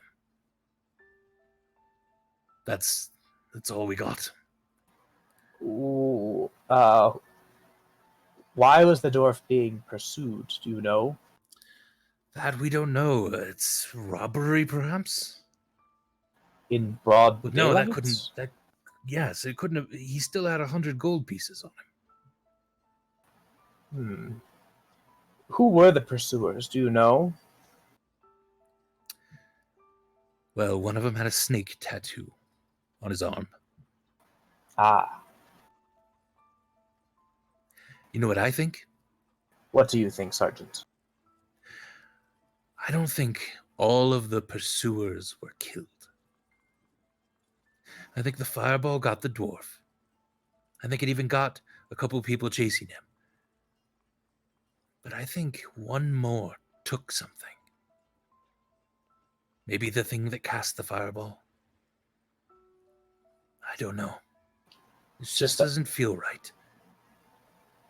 This certainly wasn't for gold. It must have been for something much, much more valuable. But that's all I have at the moment. Thank you, Sergeant. You have been most helpful. Look, if you need to come down ever and look at the bodies or do whatever kind of magic-y stuff you people know how to do, you are free to do that. I have an expert in mind. But yes, I need to go. And he starts kind of walking away. All right. Yep. And at this, why don't we turn to Silvyr Norran, who has made his way to the Norran, the Villa Norran. Limp through the streets. Some people have been watching you just kind of dab blood off of your face from the cuts from the glass. Your ears just have a tiny bit of ring in them still, Silvyr, as you march up to your home for the last 26 years. Yeah.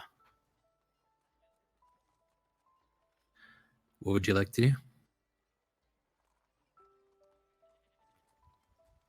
I will go inside. You go up to the door. The door is locked. I'm going to try to use the last key that I had to the Villa Norran. Okay. It does open the door, and as you open the door, one of the servants has kind of come rushing to the door to see who's kind of making noise, and it's a servant you know as Baraday. And Baraday has come up to you, Silvyr, and oh yes, sir. What can I do for you? Welcome home. Where's Mother? She's upstairs. Listen, you're not supposed to be coming back around here, sir. I'm walking past him and up the stairs. Sir? He shuts the door then behind you and kind of goes off. You make your way upstairs. I'm going to Mummy's room. All right. Do you knock on the door or just kind of walk right in? Or? I knock. All right. You hear a voice inside say, "Yes." Mother, it's me. Oh, of course, my child. Yes, come in. I'll open the door. I kind of push it open and stay standing like at the doorway as the door opens. And I'm just standing there like a total still in a more focused daze, if that's possible, but still all fucked up from the explosion. And she's sitting at her writing desk. And she turns then toward you after she sees you in the mirror. She says, "My God, what happened to you? Are you all right?" And she kind of wipes a little bit of the blood off of your cheek.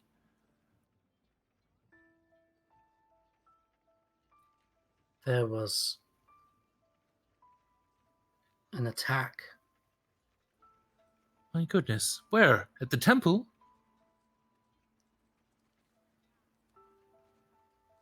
at my new house. Mother. And I'm trying to get her to, like, stop fussing over me and just stand still Yeah. and make eye contact with me. Mm-hmm. It's Randall. Yes. He's dead. Oh, that's silly. No, he's not. He's not. He was just here this morning. Got up quickly. Make some breakfast, I believe. I was still sleeping. Oh, I've been sleeping a lot came- more lately. Mother, I don't know what Mother, it is. Longer days, shorter days, really, and longer nights. Mother, listen to me. Yes, I'm listening. He came to Troll Skull Manor, where I live now, to make me breakfast. And when he came, while he was at our door, there was an explosion. It killed a lot of people, and he was one of them. I saw it. I saw him die. You see her turn away from you and just kind of walk over to her desk a little. And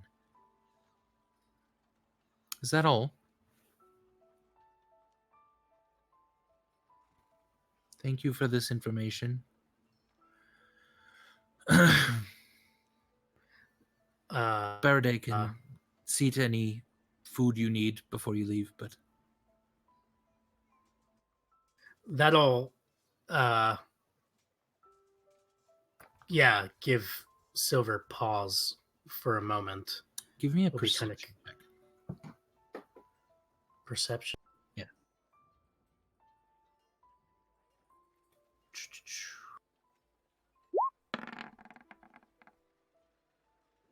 Okay. 5. 5. Yeah. Does he have inspiration? He ought to. He really ought to.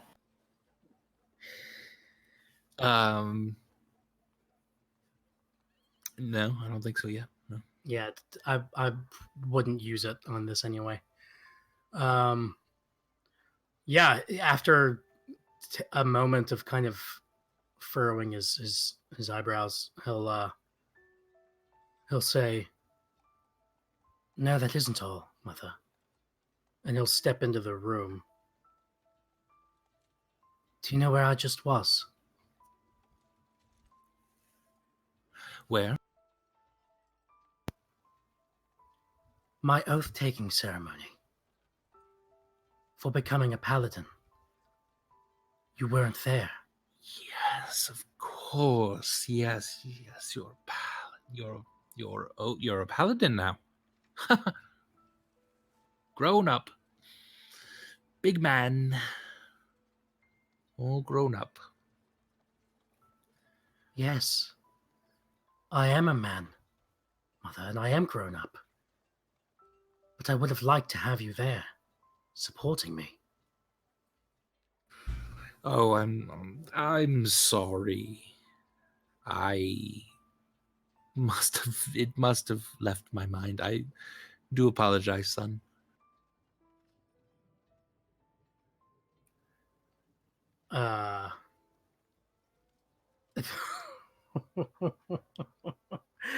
This is oh man, this is tough.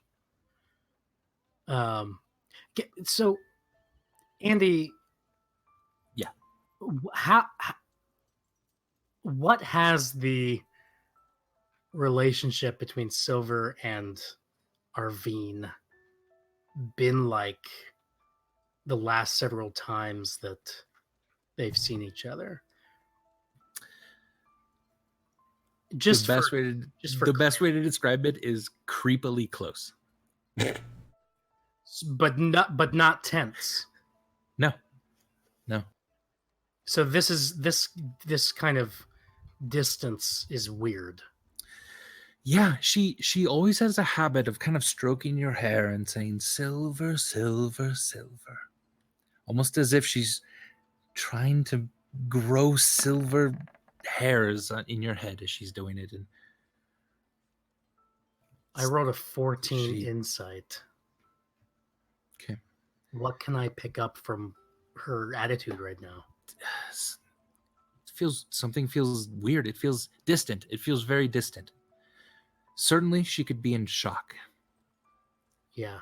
Okay. She might have actually loved Randall more than you thought. Yeah. That could easily be part of what's going on here. Well, and but I it think did it's seem like she canon- didn't know about it. And Yeah. So it's weird. And I think it has to be canon that Silver, on some level, knew that she did love him because he said that at his oath taking ceremony, and Right. so he's kind of processing that too right now. Like, Yeah. Okay. So yeah, what Silver will do now is he'll kind of stiffen up. He'll stand straight and he'll say, "Mother, I'm sorry for what happened to Randall. I know you must be very upset right now. I'm upset too. I would have liked to have you there today. I would have liked to have Ace on there. I don't fully understand where my path is taking me. It's been a long time since I took any of this seriously. I know that you wanted me to start taking things a bit more seriously, and I'm about to, but in a way that I'm not sure you expected. I didn't take the oath of the crown today, Mother. Oh. No.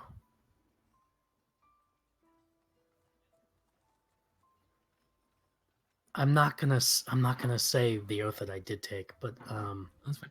I will just say that. And that's all she says is just the O. Do you know much about the explosion? No. I don't know much about it. I think that it has something to do with the Xanathar's Guild and the Zentarum. You see her kind of nod. You don't know who the dwarf was? I think I saw him at the theater the other night. Why? Why, Mother? What do you know? I'm going to go over to her. Who else? You went to the theater the other night. Who else was at the theater? I went with my new friends. Yes, new friends. Yes. Did you meet anyone? Was there someone important there? Was there? Oh, You can see her like really pondering this. yes. We saw Raina Neverember there. He was with his date, Marshall, and we talked to him. We talked to Raynar about investing in Troll Skull Manor. We're starting a tavern, Mother. I'm going to A tavern, yes. business. What was it called? I'm sorry. Troll Troll Skull. something? Troll Skull? Troll Skull Yes. Tavern. It's a fun name for a tavern, isn't it? Whew. Well, Mother, yes. how did you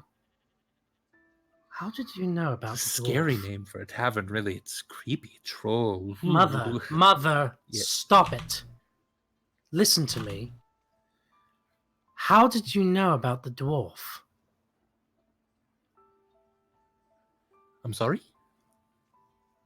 The what? I'm going to put my hands on her shoulders. I didn't tell you anything about the Son, explosion or the victims. I didn't tell you about the dwarf. How did you know about the dwarf? you are getting emotional. You were always emotional. Such an emotional boy, I would say. Son, it is time to leave. I don't think I said anything about a dwarf or a gnome or a fancy elf or anything like that. Yes, You're you did, making Mother. stories up. Stop it and tell me the truth. I'm This sorry, is the son. first. I'm gonna yell at her in a way that I've never Faraday. yelled at her. Yeah. I'm closing and locking the door. I'm getting off like Mel Gibson's Hamlet and Gertrude on RV Son? right now. Son, please. Open the door. Everything is fine. I'm shaking her by the shoulders. Tell She's me, just kind of smiling at you. Mother, what is this? Why are you behaving this way? I don't know. This is all a lot. This is a lot that you've put on me so quickly. With an 11 insight roll, Silver, you can't get a good read on this. You yourself are in shock and are acting more differently than you've ever acted toward her. She's doing the same right now toward you, and you're getting all mixed up in this. And do I get any sense that there's any persuading or intimidating her into talking more? You don't get that sense. No. It's confusing and it's weird, but you can't read any of this. And she seems to now just be smiling and shutting up about it. I'm going to do a perception check on the room. Okay.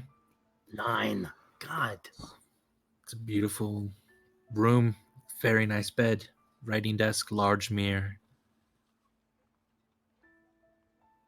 It's your mother's room. I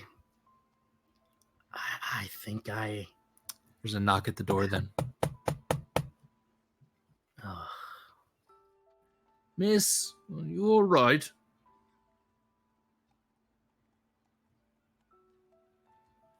She's just smiling.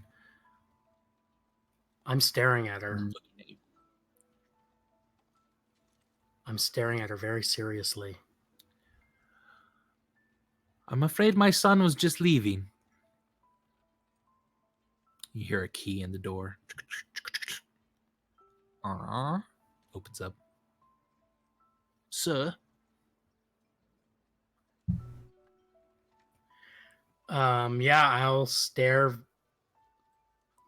very seriously at Mother and then look at, what's his name? Baraday? I'll look at him, look back at Mother, and walk out. All right. And I'm not letting him escort me out. I'm just leaving. All right. He follows you to make sure you leave, and you rush out the front door and slam it shut. And you look back now at the Villa Norran, and you almost don't even recognize it. It feels so distant from you right now that you have a hard time remembering when you thought this was home. And now you feel the energy just draining from you. You're so tired, you're hurting. You just really want to get back to the manor. I'm starting to sense a pattern with my characters and tense conversations they have with their mothers. I was gonna say.